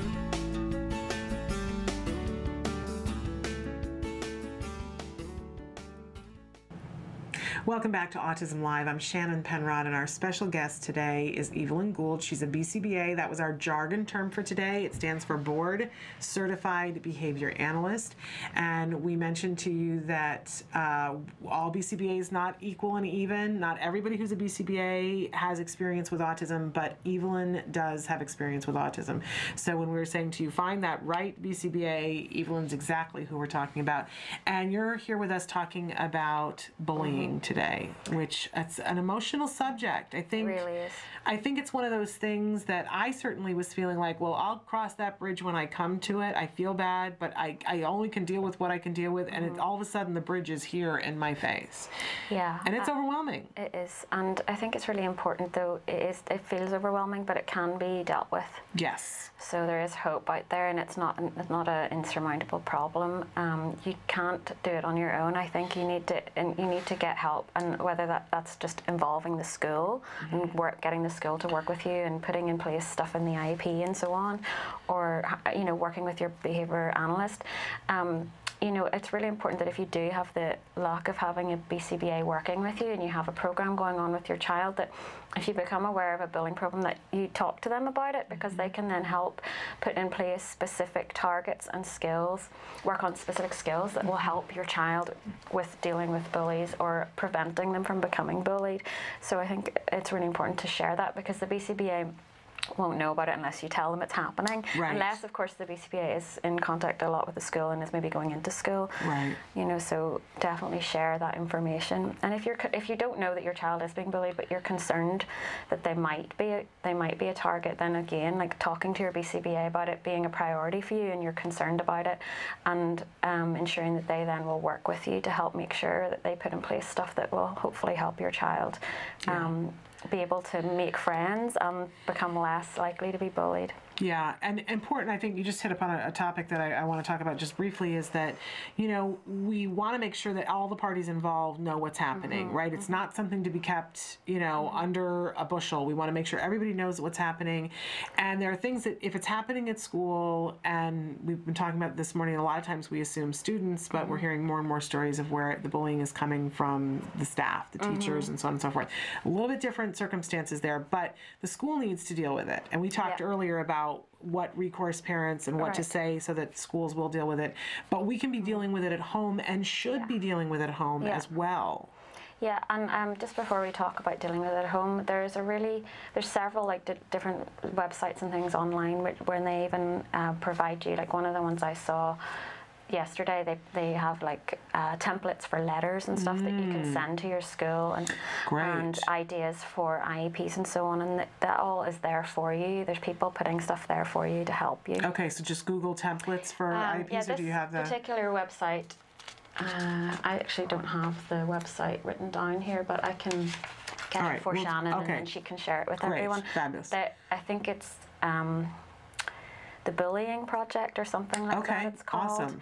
Yeah, and it has a whole host of resources for parents, for children, and for educators. Great. Yeah, it's got loads of stuff on there. It's really fabulous. That's good to know. We'll have to get that website from you, because I want to know what it is. I'm pretty sure it's called the Bullying Project or the Bully Project.com or something like that. Okay. But important for us to target this at home. Yeah, it's really important that within your child's program, there's programs that are going to work on skills that, for example, are going to help your child make friends, because then they're going to be less vulnerable. Yeah. So all types of things that could be from social skills to language skills to the executive functions type stuff, like how to control stereotypy, like how to kind of monitor your own behavior, and when it's appropriate to behave in some way and when it's not, and being aware of where you are and that kind of thing. Yeah. Yeah, so important that we give our kids opportunities to make friends. I have to say that, we asked a question about a month ago on the question of the day and said, what do you do about your kids' friends? Do your kids' friends know that they have an autism spectrum diagnosis or not? And you know, some people wrote in and answered the question, but what was shocking to me was the number of people who wrote in and said, my child doesn't have friends. And that this is a really big problem for us and we don't quite know what to do about it and how devastating it is. And there are so many different ways that having a friend can help our children that it's like we could talk about that the rest of the day. Yeah, peer skills. But you know, it does help them in terms of bullying because, first of all, if there's a group of kids that are together, they're less likely to be singled out for the bullying to start with. But even then, if they are singled out, the fact that there are other people who have the potential to speak up. We know that not always, you know, that somebody is brave enough to speak out, but there's at least the potential. Right, and the other thing is that we know from previous research that kids who are anxious or unhappy, mental health issues, or maybe have like other things, comorbid things like ADHD and so on, that those kids are really vulnerable to bullying. And so it makes sense to me that if we can help these kids make friends, they're probably going to be happier. They're not going to be as anxious and so on, and then that way they're less vulnerable to bullying as well. So important. And I think, you know, there's so many different things that prevent our kids from being able to make friends, and we can like target all those individual behaviors. But I don't know, is it just me that I feel like part of the issue is finding the opportunity? Yeah, that is definitely a big problem. And, you know, I can't even think how many kids that I've worked with where we've been trying to work on peer skills, and it's been very, very difficult to get peers to come and practice these skills with. And it's really important because you really need to have your kid practice them in that supportive environment where you can support your child and prompt them and help them through it, and in a safe kind of small group setting where you have control over what's happening. It's so important to do it there first before you kind of just throw your child into the lion's den, so to speak. You know? Absolutely. And I think it's all too easy, and I say this all the time, even now that we're not having therapy, but when we were having therapy, I was like, well, you know, we don't have time to do play dates because we're doing therapy, which was the thing that I would say and that I really believed, and somebody would point out to me, yes, but this is a part of your child's therapy, and it's the best time to work on it during therapy. And if you arrange the play date and have them come while the therapist is there, you're going to get more accomplished and it'll be easier for you. It becomes a thing of picking the right family and the right kid. That's also really hard. It is. It's so hard, but it is surmountable. We can do it. One of the things that we did frequently was that there were some people, therapists and supervisors, who had children, so we would have them bring their child, you know, to be able to work on something with my child before we brought in another child. But I think too, you guys, it's one of those things where you have to look at your resources. I'm always saying, figure out what your resources are, and if you have 3 good girlfriends that you know that you can say, you know, they've said, what can I do for you? And you have to be willing to say, here it is. I need for you to bring your child over every Wednesday, and my child is not going to be perfect during that time, but that's the favor I need from you, is that you do that, and don't be afraid to ask. Yeah, like don't be afraid to ask. I mean, you will get some people who maybe aren't up for it and don't want to do it, because obviously you need to tell them, oh, you know, my therapist is going to be there, and that also means you kind of coming to terms with having to say, my child is needing help, and I'm trying to, you know, provide therapy for my child and help them with these skills. So that's hard. It is. Especially some parents find that very hard. And then also, like, other parents sometimes don't necessarily respond well. You know, I've had parents who don't want their children to come over and play with this child because they don't want to be part of the therapy for whatever reason. Right. So it is a frustrating process, and it really can be. Although I do know some people, and it depends on, you know, where you are with how open you want to be. There are some people who say, would you come over for a play date? Don't tell them, and say, my nanny will be here. Yeah, that is. And you and definitely. I can sit and have tea while my nanny plays with the children, and you don't tell them. Yeah, I think, you know, you have to figure out what's right for you. I could never do that because I can't lie well. I don't do well in terms of that. So I was just an open book that has its own ramifications. And children don't lie well well either at Right. that young age. You know, I've had plenty of kids who've gone back to their parents and been like, or they, you know, they're very suspicious and they'll ask me a bunch of questions. Who are you? Why are you here? Right. And what, you know, why are you doing that with them and that Right. kind of thing? That's kind of interesting. Kids It are is. very nosy, and Yes. Yes. they don't lie well. Yes, they don't. So, you know, but there are ways around all of it. It is important. And it is important to get the right peer too. That can also be frustrating, because you might have someone who's a child who's great and they're available and their parent has no problem with them coming over, but they're just not the right peer for your child for that particular skill or whatever you're working on. That's very frustrating. There was one child in particular that the mom was always thrilled to bring their child. I have to be careful what I say. I know. always thrilled to bring their child to play, and loved the fact that the therapist was there, because their child had some real flexibility issues. Yeah. And so it's very interesting when you're actually working with, when your kids are doing really well and you've been teaching them all these skills, and then the peers come over and you're like, oh my goodness, that child needs some. And so the mom loved that the child would come over, because because what would end up happening is that they would work on that child's flexibility. Well, for a period of time, that was really good for my son, that he saw what it was like when somebody else was having flexibility issues and had to problem solve, and they would work on it from that end. But it wasn't always, because it became a thing of, oh, okay, we got to do it his way. And eventually my son was saying, I don't want to do that anymore. You know, which in and of itself was a great lesson, because any time that we had to talk about when he was being that way afterwards, and I can say to him, remember how you felt when this child and you didn't want to play with him anymore, remember? And he go, oh yeah, I don't want to be that. But you know, it's interesting how there will be some people who are like, yes, we want to come for the play date. And you'll be like, no, we don't want to do that. Yeah, I know. But the peer, you might find a peer who's absolutely brilliant and perfect and is great for everything, but sometimes that doesn't happen. And then, but maybe you can find certain things you can work on with certain peers, and then other peers you'll need other. Yeah, it's just like certain friends. You're not going to go certain places with certain friends in your life, where other times you think, oh, the perfect person to take to this event is this. And we forget that. We really do forget that. We just, I think, and teachers as well, like they just expect all kids to get on. It's like, go make friends, but it's just, the world isn't like that. You know, we don't all get on with all people in our lives, or we choose who we want. I mean, that's the nice thing about being an adult. You get to choose who you spend your time with, whereas when you're a child and you're in school, you're stuck with all these people, and you just have to, you can't get away from them. Yes. Yeah, really, really hard. And I think sometimes, you know, one of the things that we're looking at is somebody who was saying some of the things to my son that, you know, that he was taking in the way that he was, is actually having play dates with that person. So that they spend a little bit more time together, and sometimes that's not always going to be the RX for it, but sometimes that might be the thing to do. It's this problem-solving process, like figuring out what you can fix, and what you can do, and where the problem is. Okay, so play dates a really good thing, but there are other things that we can be working on too, that you know, to shore up self-esteem and those kinds of things. So let's take another little break, and we'll come back and talk about some of those things.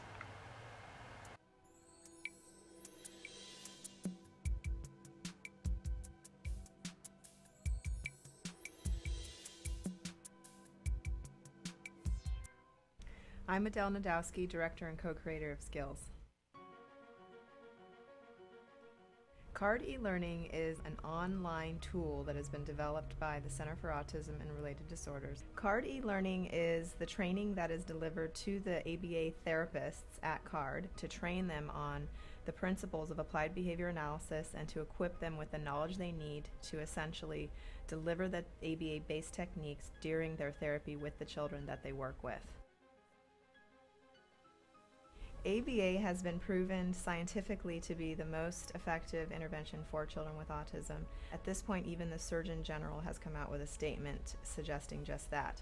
So we know that this is something that children with autism definitely need if they're going to improve and live the lives that we're hoping that they're going to be able to live. By being able to train people on this one particular method that we know works, And to be able to have all of your staff within your school settings on the same page, it allows you to take more of a multidisciplinary approach, and there's definite consistency going on within the team. It makes sure that every person involved with that child's treatment program, including the speech and language pathologist, the occupational therapist, the teachers, the aides, all of these individuals to be able to be trained so that they can all work together effectively with the child.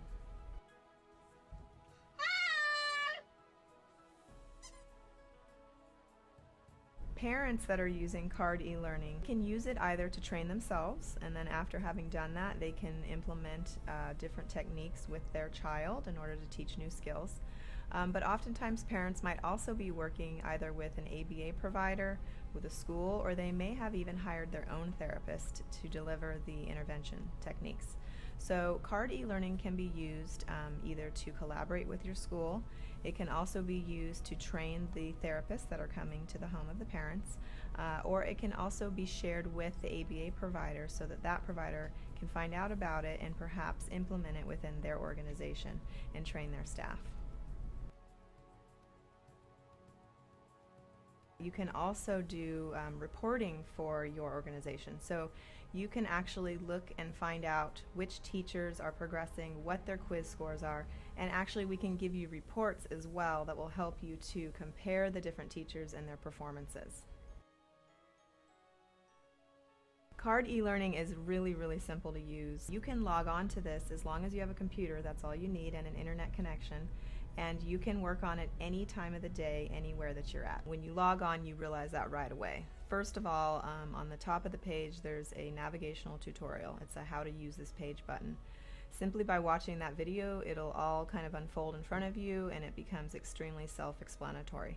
CARD e-learning has 9 modules, and you can basically go through those at your own pace.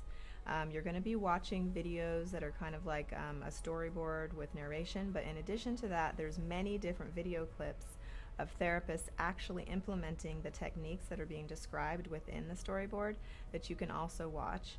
And then of course you're able to pause, you're able to type notes right directly underneath the video that you're watching. You can save your notes, you can review them, and between each module you do take a quiz, and once you pass that quiz you can go on to the next module.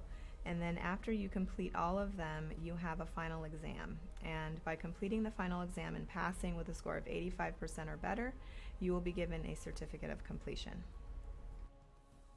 Let me show you how easy it is to use CARD e-learning.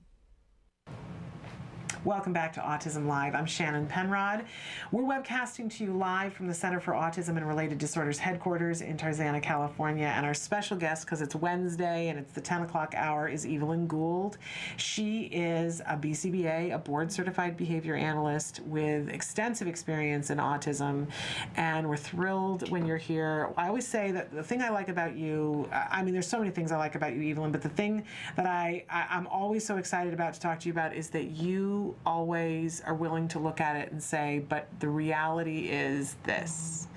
And so that as parents, that we come into a situation and maybe the best possible thing to do is this, but the reality, you know, of getting bills in the mail and dinner in the oven and the toys picked up, you never forget that part of it. And I really appreciate that. It's so, I don't know what the word is. It's, I guess I feel free to be somebody with faults and not get it right and perfect all the time, and still come back and do the best that I can instead of giving up and going, well, this is hard. So I really appreciate that. We've been talking about bullying, and we said that we were going to talk specifically, we're going to let you talk about some things that we can work on with our children to help them to be more social, to get along better, to make friends, so that they're going to be less likely to be bullied. Yeah, and I think all these things also help prevent our kids from becoming bullies as well. Good point. So, I mean, some of the things are like we need to teach our kids play skills or like leisure skills that help them have shared interests with their peers. You know, it's great teaching your kid all these wonderful play skills, but what are their peers actually interested in? You know, one child that I worked with, he really loved to play, and we taught him these wonderful play skills, and he was amazing at imaginative kind of play with action figures and all this kind of thing. But then when I went to observe him in school, I saw him kind of being on his own quite a lot. And I realised, oh, you know, we haven't taught him probably what's of interest to his peers, and of course what his peers were interested in were playing like rough and tumble games, and also video games, just video games. And I realised that we'd worked on all these wonderful play skills, and he was very happy at home, this child, but he didn't know how to play video games. He didn't know how to talk about them, and so he was kind of at a very big disadvantage in terms of making friends, because he would ask his friends to play, but then they had no interest in playing with toys. Right. So we then had to go and teach him how to play football. We worked on teaching him how to play football, or soccer, you call it here. How to play soccer, and how to play video games, and how to talk about video games. And then he had a lot of much easier time, and then people wanted to come to play with him at his house. They asked him over because he got bought a video console or whatever, whereas before they just had no interest in coming to play with toys, which is quite sad, really, because it is sad. Kids, but that's just the reality of this of the situation in the world right now. That's what kids want to do. Yeah, and it is sad, because I know so many parents who are so resistant and say, I don't want to do the video game thing, I want to hold off as long as I can, but you do get to the point where you go, oh, okay, it really makes a difference. You know, if we want our kids to integrate with their peers and to have like a group of friends and a normal life, whatever that means, then we have to teach them all the same things that all their peers are doing and are interested in. And give them the option of being able to join in with that. And in the moment when you say, okay, wait a minute, I'm going to give some of my important therapy time to teaching my child how to play a video game seriously, how am I supposed to get excited about this? But when you see the far-reaching ramifications of it, that it means that your child is sitting and having a conversation with the child back and forth, being excited about that game, then you get it, then you understand. Yeah, and I mean, obviously there's some kids who do play video games and they really love them, but maybe they don't know how to do it appropriately, or it causes problems because they don't want to share, or they only want to play a particular game and that kind of thing. So again, we would have to work on teaching them some flexibility there, and whatever it is that they need. So play skills are really important, and then obviously the social skills, like the conversation skills. Teaching our kids how to have a back and forth conversation rather than just talking like monologues at people, which can be some problem, or teaching kids like how to talk about something of interest to their conversational partner, like how to ask questions. And you know, Shannon had talked to me about someone writing in saying they were really happy because they'd been trying to work on their kid only saying, you know, 4 things or something about something, and then handing the conversation over to the other person, or monitoring whether the person was interested, and if they were interested, they were allowed to ask some more or tell them some more things, and if they weren't interested, then they had to change the topic. And those are things that we do every day that seem really simple, but for our kids it's really hard because there's a lot of things involved, a lot of skills involved. So again, if you know, it depends what level your child's at, what you're going to be working on, but definitely kind of conversational interaction, socially type skills are very important. Yeah, what's the name for, I can't think what the name is in ABA for when you notice the little things that people do. Perspective taking? No, when you're having a conversation with somebody and they're going and they're nodding and showing you that they're listening to the conversation. There's a phrase that's for that. I can't think what it is. For like the, it's like conversational markers or something. Yes, markers. So yeah, we do that in skills. We teach kids to kind of acknowledge that they're interested, or at least appear interested, rather than just kind of staring at someone when they're talking. We teach them to do things like go, yes.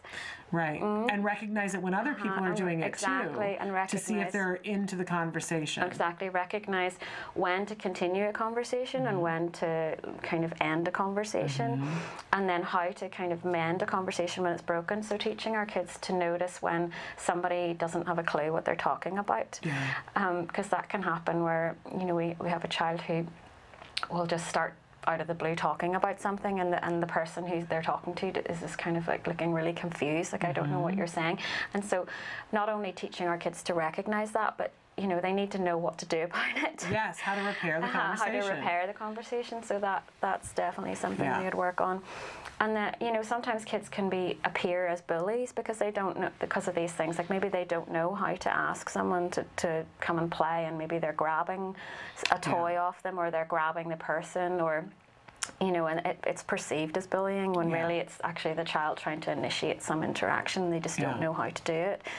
And sometimes inhibiting their responses to things because they'll see something happening and they just don't have the edit feature yet in place, so that they'll say something and call another child fat, or you know, or say something else that can be taken as bullying. Yeah, it's interesting that you're talking about that, because there's actually someone in CARD right now working on a research project which is teaching white lies.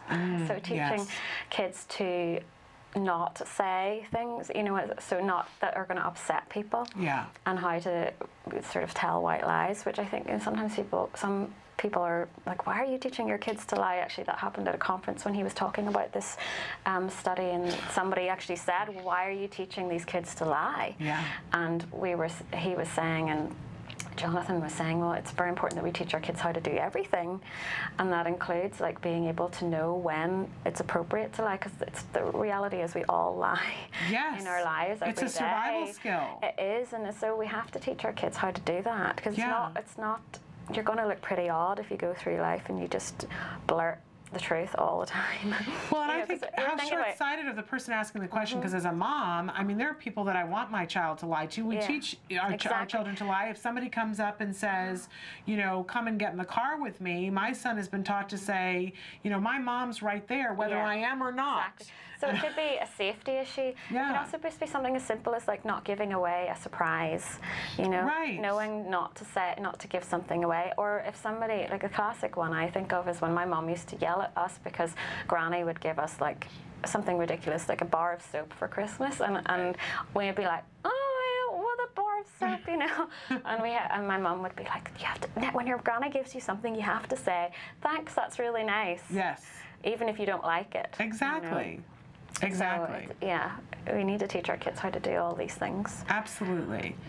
Well, I'm so glad that Dr. Tarbox was there and answered that question, but it really makes me wonder about the person who had asked that. There are so many reasons why our kids need to be able to tell I remember one kid that I worked with, on the day that he told a lie, his parents, I came over to do some therapy, and the parents were just so excited, and they said that he'd lied at a party, a birthday party, I think, and he hadn't hidden it very well. I think maybe he'd eaten something that he wasn't supposed to, and he had like chocolate on his face or something.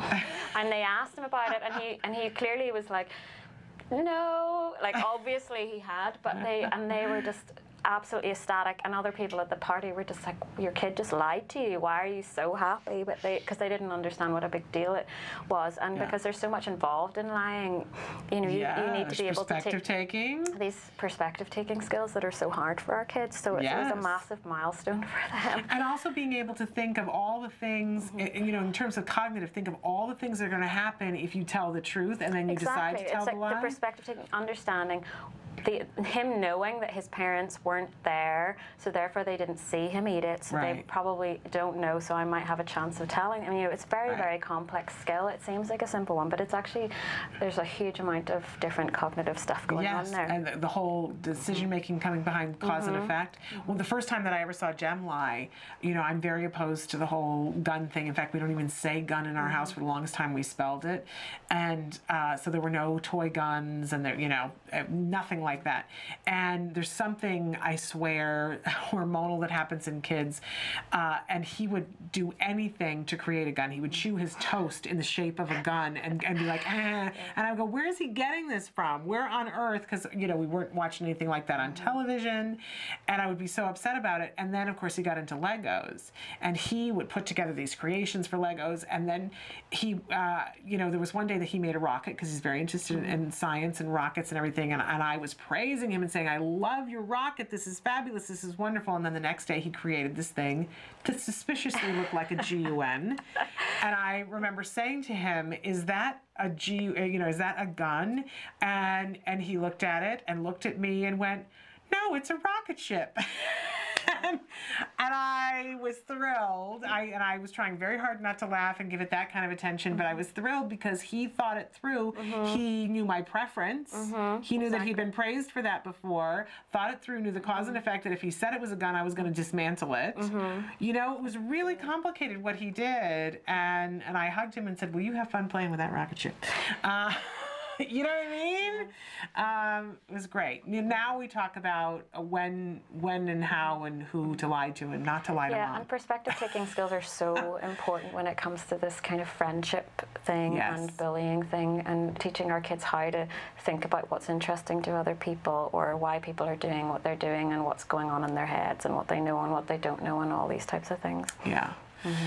Okay, so tell me a little bit about self-esteem, though. Like, how do we work on self-esteem with children so that if somebody says, and part of what I have noticed is that my son came to me and said that somebody had said something to him, and my first reaction was, well, you know, somebody had said to him, "You're stupid." And I said to him, well, you know, are you? And he was like, no, I know I'm really smart. And I said, well, then why are you believing him? And then everybody talked to me about the fact that don't minimize it, you know, but I want him to be in a place where somebody can say something to him and that he knows for himself who he is and where he is. But my gosh, he's 8.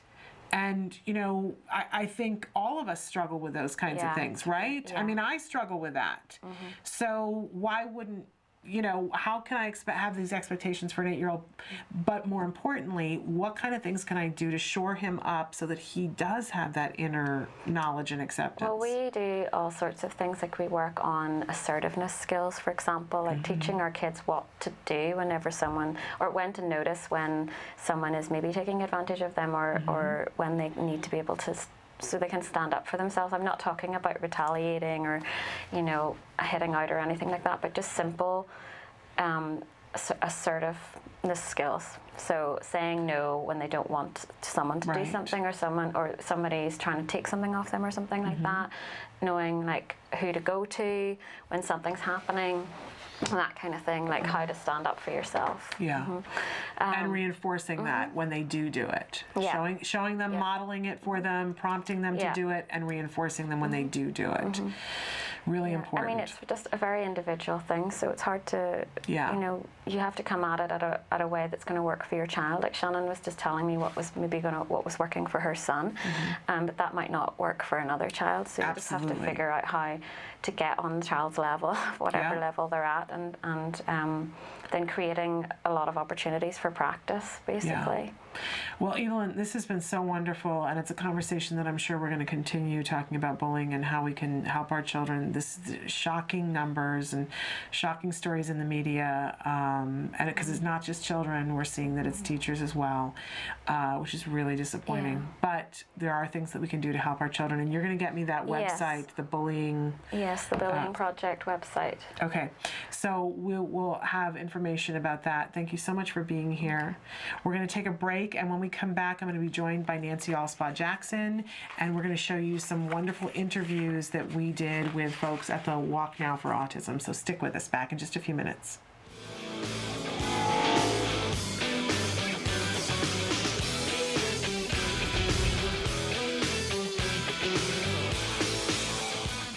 My name is Crystal Shepard.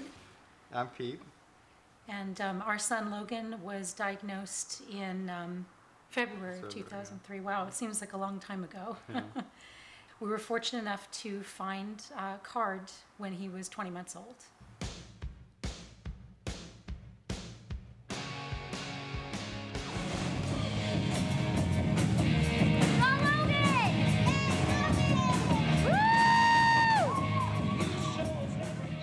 My husband called and said, "You need to go to this place. I've researched it. You need to go right now." So I went and knocked on the door, and we found Doreen. Doreen, we sat down, and I'll never forget what she said. She goes, "Well, here's what we're going to do. We're going to get him caught up and make sure he never falls behind again." I was like, that's it, you know?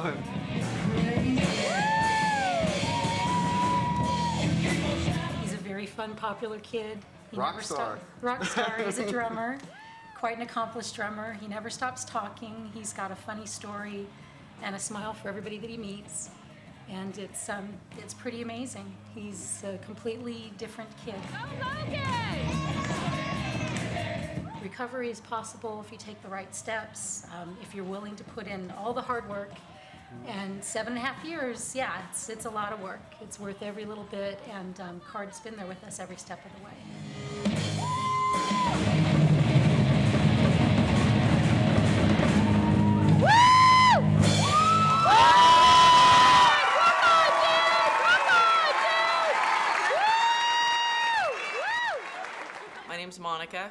mom, Mark. And we have a son, Riley, and he is autistic. Riley was almost completely non-communicative the time that he was diagnosed. Really no language, no interest in speaking. And one of the big changes is he independently states a lot of things now. I need to walk. You need to walk? Make him walk.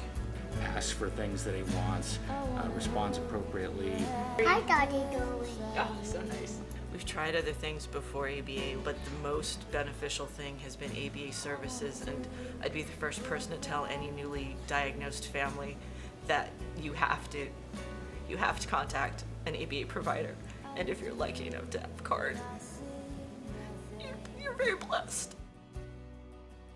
We are extremely grateful for the amazing job CARD has done in helping our daughter. Our daughter today, just in 4 months, I think is a totally different child than when she started with CARD. I kind of see it as, it seems like her brain in a way was asleep, and now that we've gotten so many services, we've seen her wake up. Did you have some glasses? And now she engages with everybody. It's wonderful. She likes to play, and she's very affectionate, and she expresses that now. Her language has gotten a lot better just in the last 4 months. It's amazing. Since starting with CARD, Amaya's made a ton of progress, and we couldn't be more grateful that she has become potty trained, started using utensils individually. She is learning how to navigate public, is holding our hands, and is just wanting to be around people more. So we're so grateful for everything that you guys have done.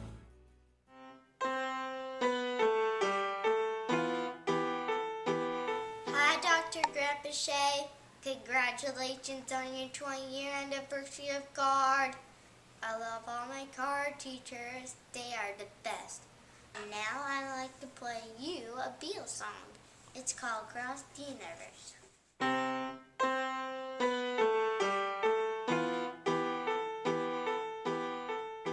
I first saw Dr. Grandpa Shay speak at a biomedical conference somewhere, and I was just so impressed with her. She stood up there and she talked with such confidence about recovery and what she could do for these children, and she had a whole curriculum, and I was just so impressed. But she said things like, you know, teach them, help them to develop these other skills that they have. And I thought that was so neat hearing that from her, that it would be good for them socially and help them to bridge with others. And so over the years, that's actually something my son has developed. You know, if he hadn't had speech therapy or OT over the years, he probably would be just about, you know, pretty much the same child still, not so different. But if he hadn't had CARD, I mean, he would be a completely different child. This program has unlocked the door for him to have a bright future. Bye. Thanks for watching. My name is Rachel Pokorski, and I have a son, Kyle Pokorski, who's 7 years old now. Cool art by Kyle. Around 15 months, we noticed that he had lost some speech, that he was headbanging, he had tantrums, and we were lucky. We waited and we got in with CARD, and it started working right away. I have another exciting feature. If you put more marbles in, they alternate. He's in a second grade class. He's at the top of his class. He reads over 100 words a minute. He's reading at 5th grade level. He loves space and astronomy, and he'll tell you, you know, why does Venus rotate backwards? Yeah, why don't the marbles go up? Why do they go down? Because gravity. And he's always wanting to know more. Why are you the one that takes the microphone? He loves to surf. First, I didn't want to surf, but now I love to surf. He loves to horseback ride. I won a trophy. You have made a difference in his life. CARD helped me to save. I owe everything to you. Now, who built this? I did. And are you a good builder? Yes!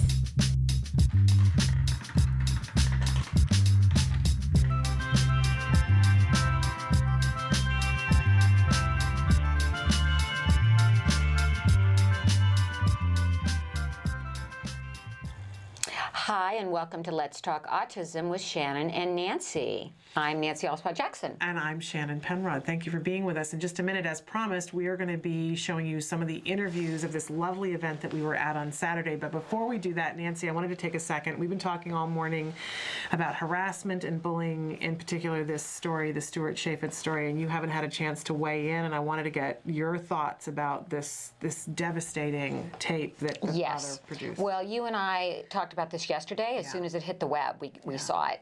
And it's a particular interest to me because at ACT Today, we have decided to do an awareness campaign on the rampant bullying of children on the autism spectrum. And as part of that, it's going to be called the Compassion Project. Compassion for Autism is Cool is what we're going to teach.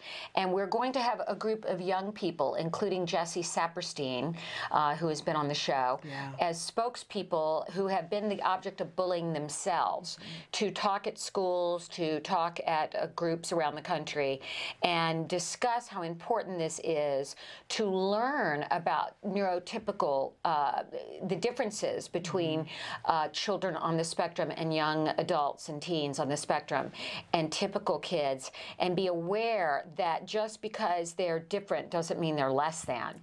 So when this hit yesterday, I said, Shannon, you guys see this. We looked at it and we were both in tears. I have to say, thank God we have the internet. Because what a powerful voice it is for that child. And I think the father was very clever to do this. I applaud him doing this. He's really taking the high road. And I noticed one of the hits that one of the comments was, sue them, because if you hit them monetarily, they won't do anything. It won't change anything unless you hit them monetarily. I do believe there have to be consequences. I do believe people in positions of power that take advantage of any child, much less a child that cannot defend itself, there should be consequences. I think that these teachers that were responsible in aides need to offer an apology. I think the district has some explaining to do. And I believe we need safeguards so this will never happen to children again, because I can guarantee you this is an isolated case and it's happening elsewhere. So stay tuned for more about our Compassion Project and things you can do to help. And, you know, be a voice out there for anti-bullying of our children. Yes, absolutely. We've talked about how there's a petition people can sign at change.org, and there's a a Facebook page for bullying. We'll find that And again. even more importantly, as you always say, Shannon, it starts at home.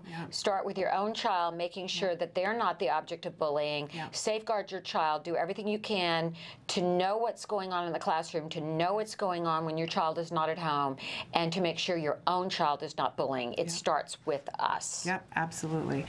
But on other happier news, we went to a fabulous event on Saturday. Yes, we did. Wonderful. The Autism Speaks walk. I had never been. And what were your thoughts afterwards? Because I had told you it's life-changing, it's wonderful, it's amazing. What did you think? Did I so many thoughts, and I want to get into it, into the tape, but my main thought was we are an autism nation. Yes, we are. And when you can get 35,000 people to the Rose Bowl representing one city, LA, in the greater LA area, you realize not only is this an epidemic, this is a movement, I think we're on the frontier of a huge civil rights movement, and I had many haunting images, quite frankly, Shannon. I had a lot of hope. I could not believe the children, the families we met, where mothers were like, they were 1.5 and 2-year-olds, and they were already getting intervention. And I thought, this is how much things have changed. But on the other hand, I was haunted by images of 30 and 40-year-old and 20-some-year-old autistic young adults and adults that clearly had been left out, that clearly did not get intervention, and were walking around with helmets, leashes and belts, barely functioning.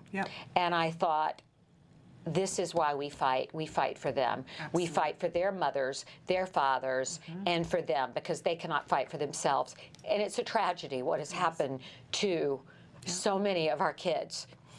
It should never have happened. Yep. And we've got to make sure it's not going to continue to happen. Absolutely. So that's what I thought. Well, and so wonderful. And I know we get emotional about it, both of us, because this is an emotional thing. And I know that you guys watching at home, it's emotional for you as well.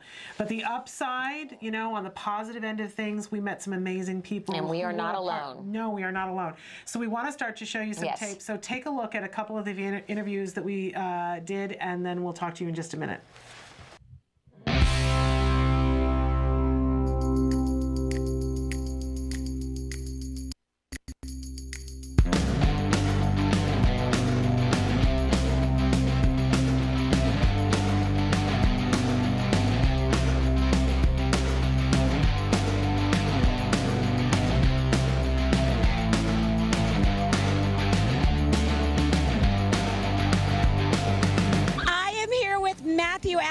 From Autism Speaks, Matthew. Wow, is all I can say. Well, I was right. You know, it's my first time kind of being in charge of all this, and it's amazing. What do you hope people get out of today by attending and participating? Honestly, I hope they get what I got when I first got here, when I first came to a walk, which is an idea that we're not alone, that there's hope, that, you know, even if you feel bad one day, you can be around so many people and have an uplifting moment and realize that we're all in this together. We have the largest resource fair, I think, probably, I'm going to say it, in the world maybe, and it's unbelievable. It's like, I think if you stretched it out, it'd be like half a mile long, I think. Maybe a mile, I don't know. You know, it's unbelievable. But we have over 100 resource vendors here, and they're all just amazing people who want to show what they're doing, this amazing stuff they're doing. Matt, what can people do? I'm with a nonprofit, Autism Care and Treatment Today. Obviously, they can donate to help kids get treatment and therapy. What can they do to help Autism Speaks deal with this epidemic? They can come out to the walk, they can donate money. The money goes for research, advocacy, awareness, and family services. If you donate to our walk, every dollar that you spend here stays in Southern California. All right, so it's a great cause. Go on to Autism Speaks. If you're not here today, come out next year. Come out to the walk. Come out. Jesse is my 8-year-old son. He's high-functioning autistic. He was diagnosed when he was 6. He didn't talk till he was 4. We've been through just about everything, and we're here to walk for him in honor of him and all the other autistic kids out there. How does it feel as a mom? I'm a mom of a child on the spectrum too. How does it feel to see all these people here? It's good to know that you are not alone and that there's a lot of support out there, and there's a lot of things like this, fundraising for research and things like that. It's comforting knowing that we're not alone out there. Evan was diagnosed in November, so we just wanted to get involved. Everyone joined in today and to come here and help support and raise awareness with us. Right, sweetheart? I'm Elisa Wolf, and I'm the Executive Director and Founder of Actors for Autism. We provide new and innovative programs for children and adults in the arts. We run acting classes, social skills, and we recently started an Advanced Media Vocational Academy in TV, film, animation, and video game design for adults. The Walk is an amazing opportunity for us to get the word out about our programs and support autism research. We have a great vocational program where we teach young adults, 19 to 30-year-olds, trade, but we teach them animation, computer graphics, rotoscoping. Right now we've only been in business for 8 months, so we haven't been around very long, but we've done several titles. Judy Moody, the movie, we did all the titles for at the end, all the credits. We've done 2 more movies which I can't talk about because they're not released yet, but we've also done, we do web maintenance, and we're doing 2D to 3D conversion for 3D movies. Kids Like Me encompasses all of our camp programs. We have 4 camps that specifically work with children on the spectrum. We also have after-school programs as well as teen club events. We also have a resource fair coming up in May, plus all of our schools and many different things that the Help Group does for children with autism. Unintentional humor is a compilation of stories that I collected through Brent's life with autism. He's always taken things very literal, and what I found is a lot of times it's very funny, and it's unintentionally funny. So Brent worked directly with our cartoonist. He's wearing a shirt, which is one of our cartoons, which is actually, if you can guess that one, I don't know if you can, it's a hard one. Fishing tackle. Fishing tackle. So our book is filled with cartoons and stories explaining the literal mind of autism, and then in the back we offer definitions so people can learn what some of these meanings are and that they don't know. And we've tried to find the humor in a really challenging diagnosis, and sometimes this is what we came up with, so we're excited. We're just excited to be a part of this organization. We did the walk in Santa Barbara in November and had fun, and Brent's just a great inspiration to people with autism, so it's exciting.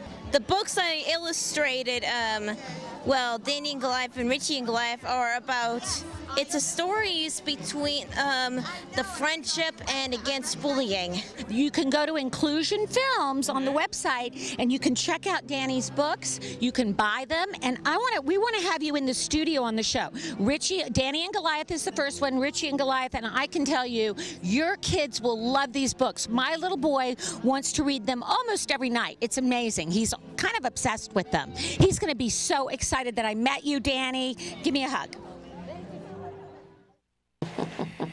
Oh my gosh, I was so excited to meet Danny, Shannon, because Wyatt loves these books, Danny and Goliath, which are part of, they came out of Inclusion Films, our friend Joey Travolta, who we're going to be having on the show soon. Yes. And meeting Danny was so exciting for me, and I bought this book for Jem, which is the first one, Danny and Goliath, and there's Richie and Goliath, and it's about bullying, by the way. Love it. It's about a little bull who got bullied and a boy who gets bullied, and they form a friendship, and then the bull becomes really huge and he protects the little boy. Wonderful. So she is such an amazing young girl and so talented. That was a thrill for me. And tell us, we met the unintentional humor people. Yeah, and I mentioned this the other day on the show, but I couldn't remember the name of it, and we had the book here with us, and they even signed the book for us, and we definitely want to get them on the show. But yes. This is so clever because one of the things that we work on with our kids is figures of speech, right? Being able to understand, because so much of language, if you're being very literal, is really hard. So I love it when people look at things and see the humor in things, right? And you always talk about this, that, you know, take your disability and turn it into your opportunity. They are such an example of that. Aren't they? And they said that there were so many, the name of the book, Unintentional Humor, there were so many things that had come up in their lives. Celebrating the literal mind of autism. And this happens with Wyatt all the time. And he also doesn't understand why there are two words that mean the same thing, that sound alike, that have different meanings. Right. So I love this. Couch potato. Yes. The potato is sitting on the couch, right? And I love the baseball bat. The with bat a bat. You know, and his shirt that said fishing tackle. There was the picture for fishing tackle. So what a clever thing, and what a great resource to be able to go through this with your child at a certain developmental level. Yeah. And to look at things and to have a conversation about this. So it's really a great therapy tool, right? It is. It's a wonderful thing and very clever. A wonderful book to have in your home. Yeah. Very, very fun. Yeah. To look at them from that perspective. So we so enjoyed, and there's so many more people. We have more interviews to show you throughout the show, but we had a really good time getting to meet people and to get out and have those conversations with people and see the things, not only the families, but the vendors too, to see all the people who are working like-minded in all different kinds of ways. Right. You know, in the Exceptional Minds talking about the titles that they were doing for That is so exciting to me that they have got our kids and our young adults working in animation, doing title sequences for major motion pictures. Right. Learning a trade. Learning a trade. In a place where those skills are very highly praised. Yes. Yes. Talk about self-esteem for kids. Oh, it's, you know, and we need more of this, and it just was so exciting for me. I had a very wonderful personal experience at the walk. I had a friend and her mother who have a 29-year-old, the girl has interned for me, and her brother is 29 and on the spectrum. And she and her mother came because I urged them to come. They feel he is being very underutilized working at a theater part-time. And he's a very bright kid with high-functioning autism or Asperger's. And they came and got so many resources and realized there's a lot more that he could be doing. Yes. So that was, they put their arms around me, and with tears streaming down their faces, they said, thank you for making us come. So I want to say to families out there, go next year. You'll really discover a lot. And a lot of our events, you know, that we tell you about have resource fairs. And I believe that these resource fairs, they can be life-changing. Yes. A lot of the conferences and seminars we tell you about, you know, go on the Schaefer Autism Report, go on the calendar, find out what's going on. You can find resources that will change your child's life, change your life, and really help your family. I think it's so important to get out to these events. Yeah, I think whenever you can. And when you can't get there, we like to be there or get there in some way so that you can experience it at least in this way. Yes, and show you what's available. And hopefully from some of what you're seeing today, if you're like, wow, animation, my child really likes that, and you know, they're at the age where they could go into this program, check it out. Absolutely, absolutely amazing things that can be done. So we have some more interviews to show you. Take a look at some of the other people that we talked to at the walk. So what's a nice woman like you doing in a place like this? I was just about to ask you the same thing. What's a nice guy like you doing? I woke up this morning and I said, something about the Rose Bowl is drawing me. I think there's going to be 28,000 friends, and I'm going to come out and say hi. Oh, you've got a great personality. Tell us who you are and what you do. I'm Bennett Ross. I'm the executive director of the Frostic Center, where a school here in Pasadena works with kids with special needs. We have kids with learning disabilities, Asperger's, and we're a regular school program, and our goal is to get our kids as well educated as we possibly can, and then back into the mainstream, into general ed. And I know you're doing that because my friend Monica Holloway, who is the author of Cowboy and Wills, has just told me that Wills is being mainstream. He is. Wills has been with us for a few years, and next year he's going off to a regular general education high school, and we are incredibly proud of him. He's really made a huge amount of progress. He's a great kid. We're going to miss him, and we're going to miss his mom. Okay. Now, obviously you're here supporting Autism Speaks Walk. Tell us what you hope families get out of this experience. Well, I think that there's this wonderful sense of coming together, this sense of being part of a community, which is so important. It's so isolating when you have a kid who's got special needs, kid who's got autism, and you know, your friends sort of make believe they understand, but they don't really know what the experience is like. You come out to a place like this, and it's all friends, and everybody understands, and everybody knows, and you feel a sense of community. It's the greatest thing. It's the greatest thing. I'm Erica Crawford. I'm here in support of my son, Trini Crawford. And who is this fabulous team? This is my lovely family and friends behind me that support Trini for the Autism Walk. All right. All right, now what brought you out here today? Well, I just felt like it was time for me to get out and fight for my son and walk for him, and to walk for a cure, find out what causes autism. And my son was diagnosed in 2009. So you got an early diagnosis. Yes. Good for you. Yes. And if you could say something to moms out there, what would it be? Never give up. Never give up. You heard it here. Never give up. Yeah. All right. Well, you go, Team Trini. Brian was diagnosed 2 weeks ago, and right now we're going through the behavioral therapy, and he's going to do good. He's going to do great. How old is he? He's 2.5. He's going to be 3 in June. Well, you got an early diagnosis. Yes. You got early start. And who are all these great people out supporting you? Family. We got daddy. We got big sister. We got aunts. Godparents. Great. And who's Ryan? Yay! We are Team Green Bean. This is our 7th year. I'm Andrea Lee Greenberg. This is my husband, Ari. Our son, Tyler, is impacted with autism, diagnosed at the age of 2. He's now 9.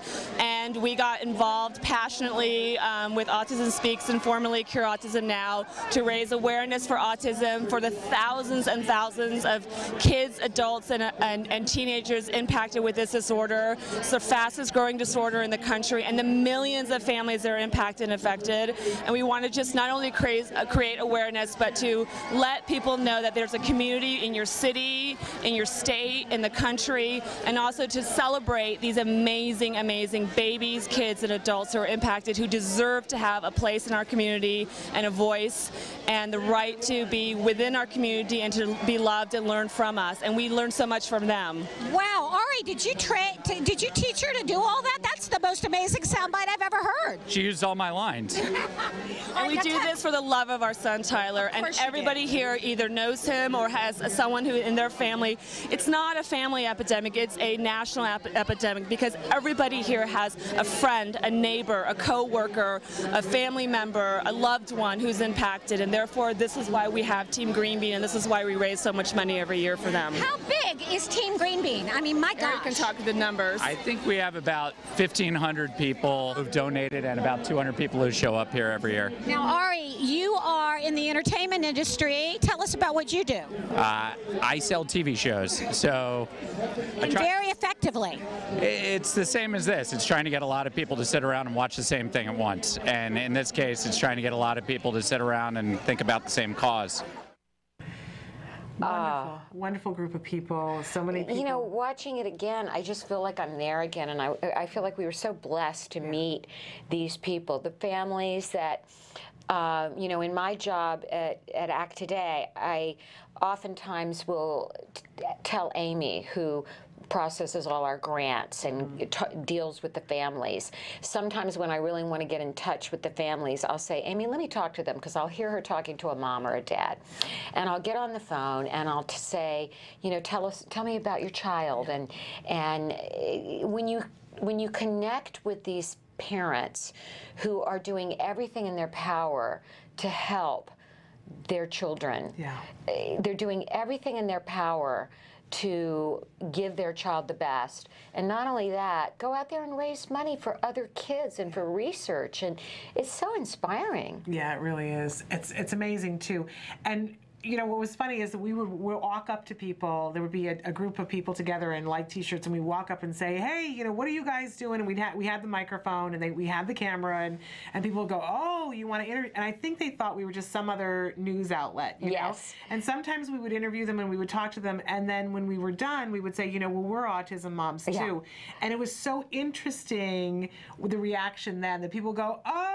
And we were all like in arms, hugged, and they were like, "Oh, you're one of us." Right. It was just a really interesting, that kind of a moment. Yes. That recognition. There was there are 2 moms in particular, I think, that are coming up in the next segment that we had to wait for one of them to come back to interview them, and finally they came back. And I remember there was that moment, and I said, "Well, you gotta meet Nancy too." And the woman was on crutches and she was hugging us. Yes, I met her. Yes, I remember her. Because she was like, "Oh, I didn't realize you were moms too." It just became a different thing. It does, because the camaraderie, community, you know, we're all in this together. And when you realize, that's the amazing thing about autism.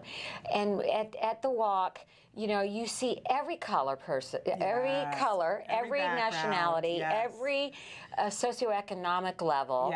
And, you know, when you see people like Ari Greenberg, who, very powerful agent, you know, the rumor is that the agent Jeremy Piven plays on Entourage was based on Ari's character.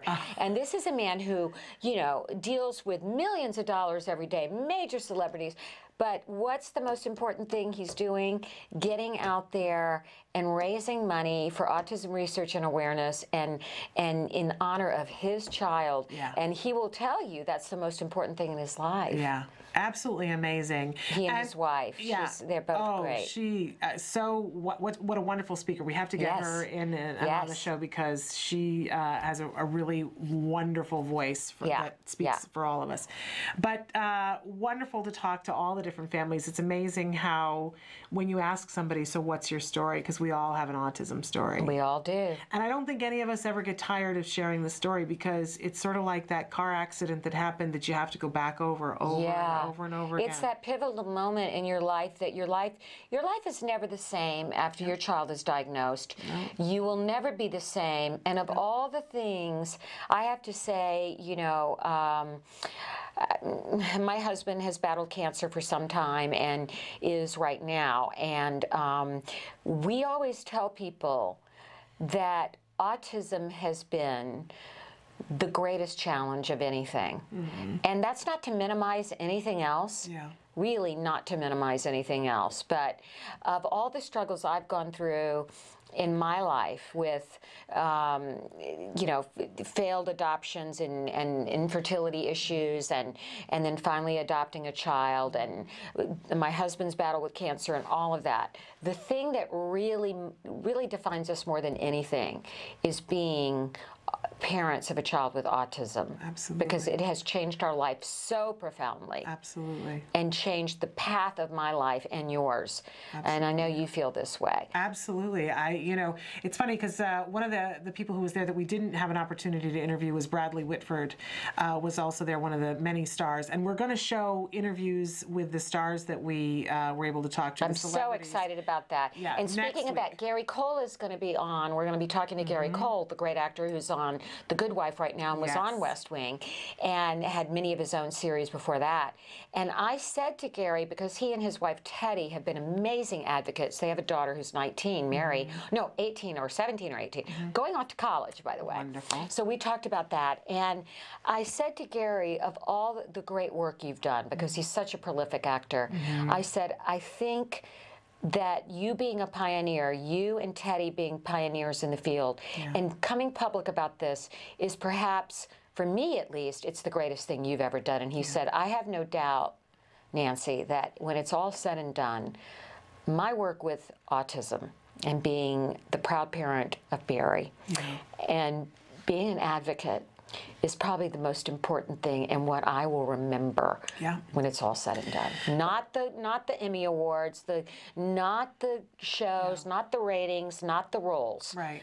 But the role he played as an advocate, as a dad, as a celebrity who was brave enough to get out there. He was one of the first, if not the first. Amazing. All right, we're getting all teared up. Okay. We're going to show you some more interviews, and then we'll talk to you at the end of those. So take a look at who else we interviewed. Hi. Hi. Who are you and what are you doing today? My name is Julie and I am here to walk for autism. I have a son with autism and we're proud to be out here today. Every day is a new day, is a changing day, and we couldn't be happier to support and to be here to raise money for such an important cause. Go Team Ben! Yay! Team Micah is a new nonprofit organization that we just started, me and my husband, Sean Stockman. He's in Boys to Men. He's actually on tour today. He couldn't be here. He's in Nebraska. So we started the nonprofit to help fund families financially because it costs so much money. And when we first found out about Micah having the diagnosis back when he was 2, we just dove in. And we were fortunate enough to be able to afford treatment for a lot of the different things. And it's costly, and insurance, as you know, doesn't cover anything. So we started the nonprofit, and we started getting involved with Autism Speaks. It took us a while to get started because we were kind of just trying to figure out what was going on, find our way, because it was kind of like just a Mack truck hitting, you know, the first time you hear it. So it took us a while to jump on board, but we're here. I'm excited. I want to tell everybody about the nonprofit that we have and just try to help educate families that there is treatment, there is help and hope there, and hopefully we can continue to raise money to help find a cure because, you know, it's 1 out of 88 now, from my understanding, is the number, and it's baffling, and we still don't have a cure or understand exactly what's triggering everything. So how old is Micah now? Micah's 8. He'll be 9 next month. And he initially started nonverbal. Well, he was speaking, had language. He lost it at 2, regained it at 3. And it's just been a uphill battle, but we have progress. He's fully included now in 3rd grade with the 101, and I'm grateful. I'm blessed. I'm still hopeful, and we're still working really hard to just continue to keep pushing and getting him to that next level in his life. Jeffrey's 5 years old now. He was diagnosed at 18 months, and and we really just do it for awareness and for him, and just to get the word out there that, you know, 1 in 88 is pretty high. So we're just trying to find not a cure, but awareness and a way to help others. My son was diagnosed with autism last March, so ever since then we've been just trying to raise money and trying to grow awareness, because before my son was diagnosed, I had no idea about autism. So trying to educate everybody around us, all our friends, all our family, and anybody else that will listen. And you got a huge team amassing back here. Team Nick. Just a couple. And this is Nikki.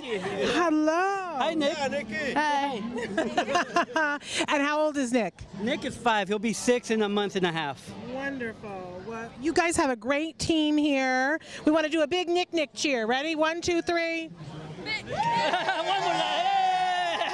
Good job. My son is 11 years old and he has high functioning autism, and his name is Tristan. We have 38 walkers this year.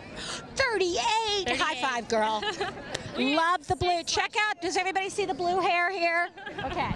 38, how'd you get that many people? Everybody just this year was very supportive and wanted to get out here and walk, and it's wonderful. My daughter was diagnosed with autism 9 years ago, and I work with Sylvia, we're colleagues, and she figured that she had a son with autism. And anyway, long story short, we work together, and my beautiful daughter and her son, we are here walking for them. Although you're walking with some crutches here, you're really motivated to be Absolutely, I wouldn't miss it. My son was diagnosed at 2.5, and as a colleague, she helped me so much get through it, through the pain, through, you know, trying to cope with it. And so she started coming to the walks, and I've been here 4 years now together. Yep. As moms, when you see this sea of people, what does it make you feel? I feel supported. It makes me want to cry, and it makes me feel that I'm not the only one. I'm not alone. Pray. Your child can do anything. Have high hopes for your kid. My daughter's going to be 23 in a month and has a second interview for a job. So everything is possible. Everything is possible. Yes. I just wanted to say to accept your child and to know that they're perfect, that they can, you know, do everything any other child can do, and just love them more than anything in the world. It was a really emotional day. I get emotional watching it. You know, there was always that moment when we would talk to people and say, you know, tell us your story. And we all had sunglasses on. It was a very bright, hot day. It was a very bright, hot day, and obviously we didn't have hair and makeup there. Well, and even if we had, they would have had to be following us around the powder puff because it was just, you know, sweat. But and obviously we don't have it on this show, so please forgive us. Yes, when sometimes we're keeping it real. We're keeping it real. But everybody would start to well up. There would be that moment, and where everybody would take a breath, and it was that, you know, because there's so much emotion. We have a lot of feelings about all this. I want to just comment, Shannon, on that last, the two women we talked to last. The mom that said your kids can do anything, and we have to believe that. However, some kids do get more of a chance to do anything than others. And that I'm going to do a little plug for ACT Today, Autism Care and Treatment Today. A lot of families don't have access or the funds for treatment, and that's what we're trying to change, the awareness for that. We're trying to change that on this show. We're trying to, with Autism Live, we're trying to give parents tools. You're trying to give parents tools in what you do every morning to give their child equal footing. Not all of our children have equal footing. They don't. That's just the bottom line. And we'd be fooling ourselves to say they did. A lot of our kids don't get diagnosed early. As I said, it was very emotional for me to see some of the adults there who clearly got left out. They missed the bus, I'm telling you. And who's taking care of them? We have to continue to fight for services. We have to continue to fight insurance laws. We have to continue to fight. We have to support lawmakers that support our families. Absolutely. We are the autism nation, and we need to be heard.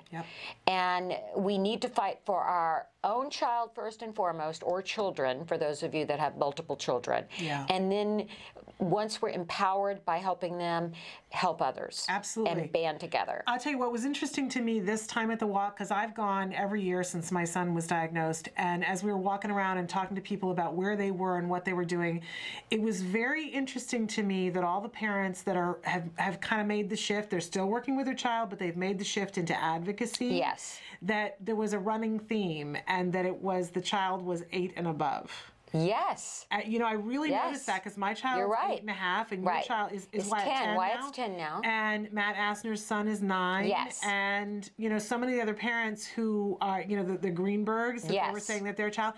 And I just want to say to you that if you're at home and you're watching and you're not at a place where you can be actively every day out there, you know, doing the kinds of things that, you know, we talk about that are available to do, forgive yourself. Again, you're working on what you're working on at home, but when the moment comes, your world opens up a little bit more when your child gets enough help that you can turn around and help. Yeah, there is. I guess it's that silver lining that you and I talk about so much that happened to us, that we've had the benefit of having autism.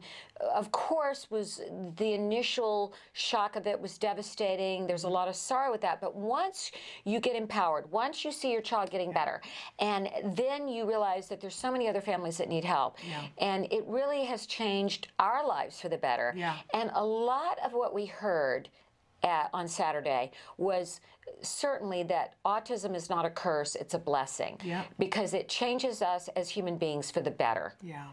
And that the last mom that spoke in that tape, who said, love your child and accept them for where they are, because I think a lot of times we focus so much on recovery, and not every child is going to get recovered. That's right. Not every child is going to get recovered. Not every child is even, unfortunately, going to become verbal.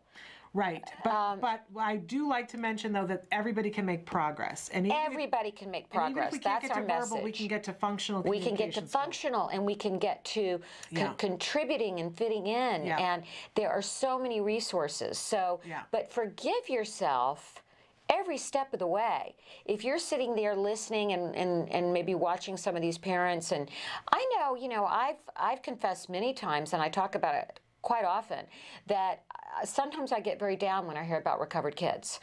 It just really affects me, because I go back and say, wait a minute, I'm supposed to be smart, I'm supposed to be this and that, I was a television producer, I'm supposed to get information. What happened in my case that I did not get a diagnosis till 3 and didn't get any behavior therapy till Wyatt was almost 5?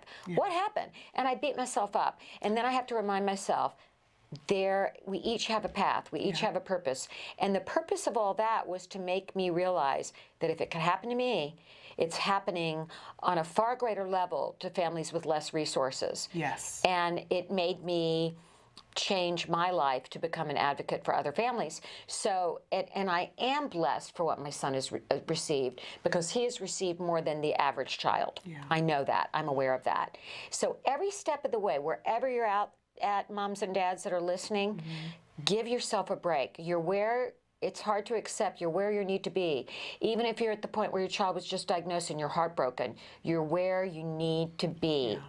And you will walk your own path. And it gets better. And we can help it to be better by leveling the playing field, which is what you do. It reminds me, though, that what we haven't talked about today, because we always like to give you something that you can do, that today is the ABLE Action Day for the new bill for ABLE, that we're all supposed to be contacting our congressmen and asking them to support it today. This is a bill that will allow us to put money into an account that is not taxable, possible for our children's care and treatment. We have something similar to that for college. If you want to put money into a specific account, I think it's a 504, a fund that you can put it in, and it's not taxed, but you have to use it in specific ways. And we're asking for that kind of legislation to be applied so that we can have an account that covers therapies and help for our children later on. It's very important today. If you want more information on it, you can go to autismvotes.org. You can find your representative, whether they're supporting it or not. They'll give you a form letter that you can use if you want to send it off to them. There's the address. I totally had forgotived about this. I'm glad that you're mentioning that. Yes. And you know, a lot of times we give the message of becoming an activist and advocate, and we realize you're in the thick of the struggle with your own child at home. This is a way you can just go on your computer, click, and vote, and support lawmakers that support our families. I can't say that enough. Yes, it's so we have important, got to get people in office that support our families. So you can do that by voting, by clicking on the web. And you know, it's that thing of, we've heard it many times that we'll hear directly from the lawmakers, I'd like to support this, but we haven't heard enough people's voices. Yes. It makes me crazy. I know. I go, really? What do we have to do? But they say, we want to hear from you. So your voice gets added to that huge pile. It's something you can do. autismvotes.org, and let them know that you are wanting the ABLE Act, because it'll help at least a little. You'll be able to put, if people donate money to your child, you can put it into that account, not taxable. Okay, we have some more interviews to show. We do. Okay, so why don't we do that? Let's show some more interviews, and then we'll be back in just a second. My name's Harvey Rubin, and I am the Public Relations Director for a nonprofit organization called Acing Autism. We conduct classes for the full spectrum of autistic children.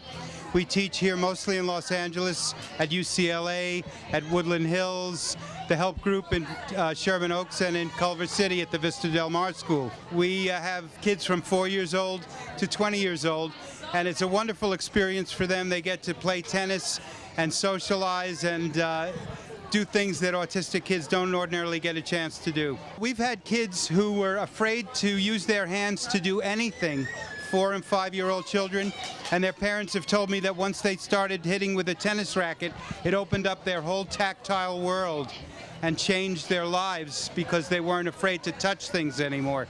And they get to be in an environment where they're not treated as someone different. They're just part of a group and part of a bunch of kids that are having fun, which is what kids should do.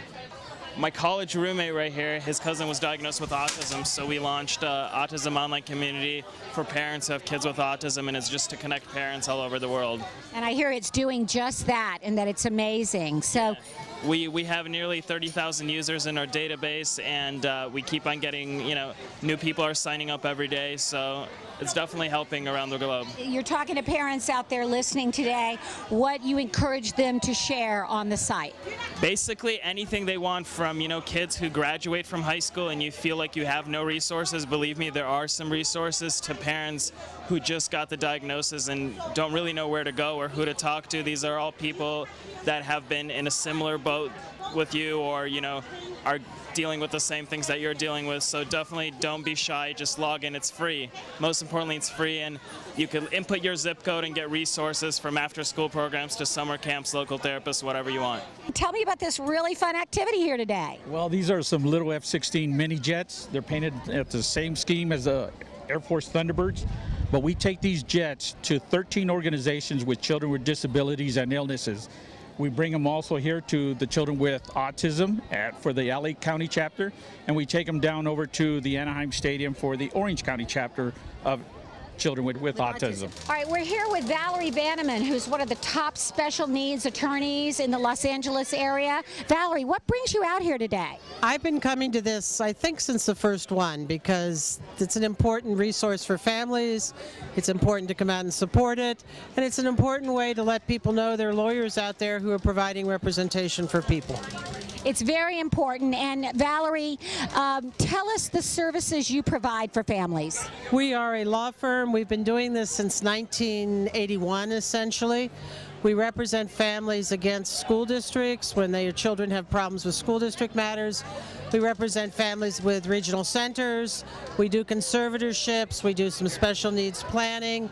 And we try and generally help families understand the systems they're up against and what goes on in those systems when they're seeking services for their children. We do IEP meetings, administrative hearings, federal court actions.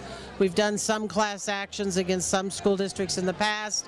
We continue to be aggressive advocates on the behalf of kids with challenges. Well, Valerie, you're an amazing advocate. You're a real pioneer in this field, and we really appreciate your work on behalf of our children. I'm glad to be able to do it. I just met someone who says that her grandmother got some training from me, and I realized we've been doing it a long time. But there's some value in that because we have an institutional history and we work hard to make it work for people and to give people some benefit of our knowledge. Does it give you hope, Valerie, to see children here that have had such early diagnosis and are already getting early intervention? It absolutely gives me hope. The kids I represented in 1980, 81, 82 would look much different had they had the resources we have available now, if we knew as much as we did now. It's absolutely clear that early intervention, effective early intervention, is the key to outcome. And it's a key to how much the individual is integrated in our society as they grow older. And without it, it's a lost cause in many ways because they end up needing a much higher level of service than they're going to need if they had the early intervention, at whatever level their functioning may be. Valerie Vanneman, she is a legend in this area as an attorney with special needs families, and she is going to be coming on, correct? Yes, we're talking to her about, we think on the 16th of May we're going to have her on. I was excited to meet her. You introduced me to her. Yes. I hadn't met her before, certainly heard about her, Yes. but had not met her. Yeah, I would say probably, well, Bonnie Yates we have had on the show, who's Yes. such a great friend to Card, Yes. And her son Nick Yates is recovered. Yes. And we did have Bonnie on at the beginning of IEP season. Yes. We are going to have Valerie on, it looks like May 16th. Yes. We'll let everybody know. Absolutely. Now, Valerie is another legendary attorney for special needs issues. And what she said, that last remark of how important it is to get our children what they need when they're younger, get them the educational get their educational needs met, the one-on-one support, because it saves money down the line. Absolutely. And why don't lawmakers get this? Well, some do. Some do, but you know there are a whole lot of people who don't get it. Yeah. And people are who vote and put the lawmakers in. So I think it really becomes that going back to when we let the lawmakers know and pile our voices up, then they start to pay attention. Unfortunately, a great example of that could be seen at the walk. As I said, it broke my heart to see 30 and 40-year-old autistic adults walking around in helmets being led by aides. And then you saw 4- and 5-year-olds who got early intervention that you could not, story. I mean, that virtually were happy, well-adjusted children that, you know, you wouldn't even know they were autistic, most, you know, unless you had a trained eye.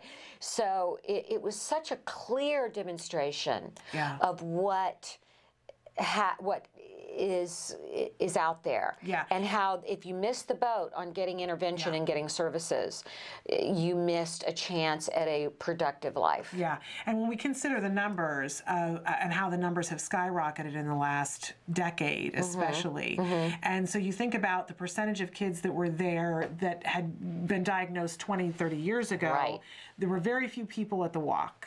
Very few that were that age range, right? And when we looked at if we looked at between the ages of 2 and 12 that were there, and if we go forward into the future and imagine if we didn't do these interventions, what that walk would look like in 20 years, it just can't happen. It can't happen. It won't happen. It won't. Can't happen, and we're all on the job, right? That's right. It cannot happen.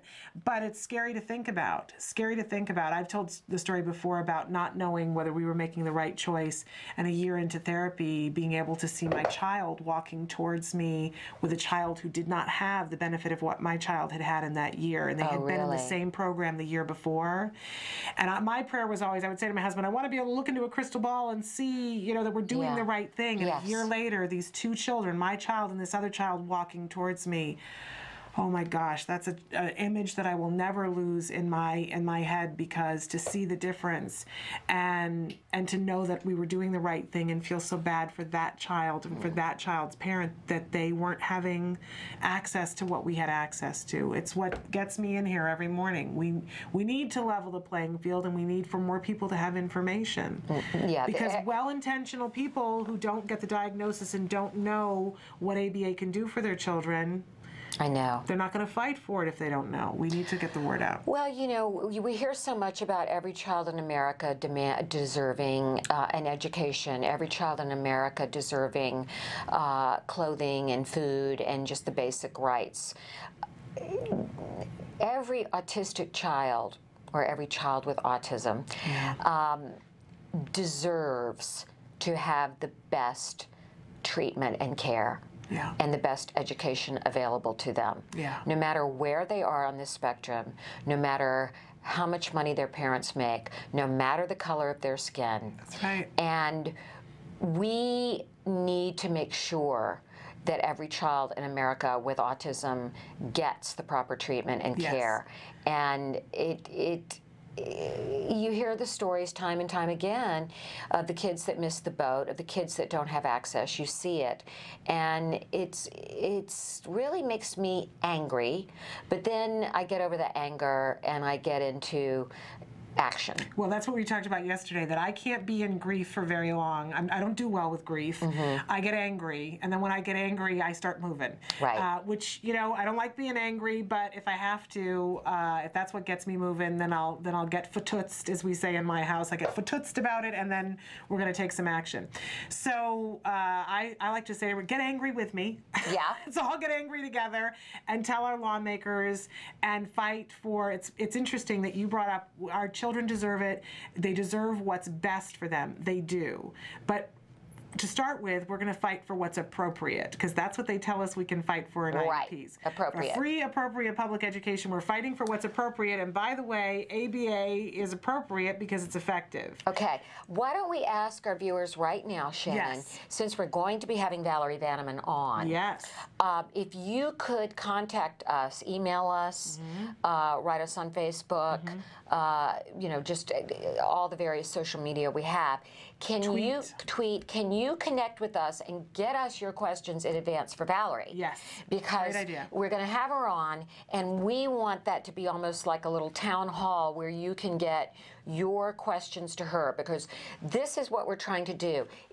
Perhaps you don't have access to a Bonnie Yates or a Valerie Vanneman because of where you live, because of financially, but we can have them on our show on Let's Talk Autism, and you can have the benefit of their knowledge. Absolutely. And that's so important. Absolutely. So send us in your questions. Emily will show you the email address and the Facebook as we're talking. But we're getting close to the end of the show. And I know one of the things that you commented while we were watching the interviews is that you wanted to talk about the dads. I did. I want to talk about the dads, because so many of the dads we met on Saturday. You know, we hear so much about autism warrior moms, and I think we consider ourselves in that league. And there are just lots of autism warrior moms out there. I'm amazed every day. We talk to them so often on this show. But the dads sometimes get shortchanged. Yes. And actually, next week, when we do our celebrity edition and VIP edition, I talked specifically to Holly Robinson Peete about this issue because Holly's husband, Rodney Peete, the great, great football player, Rodney wrote a book called Not My Kid, and he addresses the particular issues of fathers, and it's so hard for men with our culture, because our culture tells men like Rodney Peete, have a kid that's just like you, because when you're a major league athlete, ball player, you have a boy, and your expectation is that boy is going to follow in your footsteps. Absolutely. And then your boy gets diagnosed with autism, and your heart breaks because you think he's, gosh, not only is he maybe not going to go make it to the big show, as they call it, the majors, he may not even be able to play ball. So what the fathers go through And we have to understand for the men in our lives, our husbands, our fathers, our sons that are dealing with this issue. It's a very different cultural thing for men. It is. It is. But I was so thrilled to see how many dads were there on Saturday. I was too. And how many dads wanted to talk in the microphone and talk about, and you talked, a lot of our celebrities, in fact, were dads. Yes. And I say, let's hear it for the boys that, you know, that came out and showed up. Suited up and showed up. And I also, and I encourage our listeners and viewers at home as well to write about their husbands and write about how great their husbands are, because we have great husbands. We do. Yeah, our really husbands lucky. we got really lucky. When it comes to being the dad of a kid with autism, our husbands get an A+. Yes, they do. And I'm so excited about next week, the show next week, because you're going to hear Holly talk, and you're going to hear RJ, who now says, call me Rodney. He don't want to be called RJ. He's differentiating himself now, and he's into rap music. So you're going to see RJ next week, Holly and Rodney's kid. And you're also going to hear Holly talk about Rodney's struggle with these issues. You're going to hear Gary Cole. Gary Cole, we talked a little bit about. Gary's going to talk particularly about being the father of a child with autism. And somebody we've got coming up is our friend Joe Montaigne. We're going to be interviewing him within the next couple of months. He's got a very busy schedule with his show Criminal Minds, but he has done a lot of work with Act Today, particularly our military, Act Today for Military Children, and he has a daughter with autism. So we're going to have him on in the future about that issue, but next week you can hear Gary Cole, Holly Robinson Pete talk about this issue. And let's not forget Ed Asner. And Ed Asner. How much was Ed Asner loving you? How much was I loving him? I was the two of you together was a love fest. It was a love fest, and I'm telling you, I flirted. I admit. You won't tell Reed. I flirted so big time. I was an obnoxious flirt, and he flirted right back. And I said, you know, one of my goals in life has been to hear Ed Asner say to me, because of course I modeled myself among many women like Marlo Thomas, the television shows I grew up watching, that Mary Tyler Moore. Okay, what career girl did not model herself on Mary Tyler Moore? And of course, the famous line of Ed Asner, "You got spunk. I hate spunk." I had to have him say it to me. I love and that. He did. And it just made my day, week, month, year. That's wonderful. And what is the word for him? He's a firecracker. He's well, yeah. And at one point, I said to him, because he met my son, and he said, "Oh, this is," and my son was so excited because he knew it was the guy from Up. The guy from Up. This is so exciting, and he said to me, "Oh, well, you're a good mom." And I said, "Well, how about you? You're a dad and a granddad, autism dad and autism granddad." Yeah, and great uncle. Yes. Oh, I didn't realize. Yeah, because he has Ed has a brother who has a child. Wow. He has a nephew. So when I said, you know, what brings you here? He goes, well, I'm kind of responsible for the fact that I got a lot of autism in my family, and the other thing that really touched me, and I didn't mention this to you, several times during the morning, I looked over, and in the tent, Ed Asner was with his son Matthew, and I saw Matthew rubbing his shoulder, holding his hand, bringing him water, and the love between this father and son. Oh, nice. Touched my heart. Oh, what a wonderful thing. We're at the end of our show, but we want to remind you that there's so many different ways to interact. Even as the show ends, the conversation continues. We're going to cycle through some of the ways you can email us with your thoughts, your questions, your suggestions, your comments. We love to hear all of it. So you can email us, you can phone us, you can tweet us, you can Facebook us. And please like us. Yes, please like us on Facebook. You can watch us on Blip TV if you want to look at old episodes and see what we've been talking about. And you can also watch us on iTunes and YouTube. So all those places, free downloads. And next week, a lot more from the Autism Speaks walk, and we're going to hear from some people that are pioneers in the field, celebrities in the field, an exciting show. Please be with us. All right. So until then, please give your kiddos a hug from us. Bye-bye. Bye.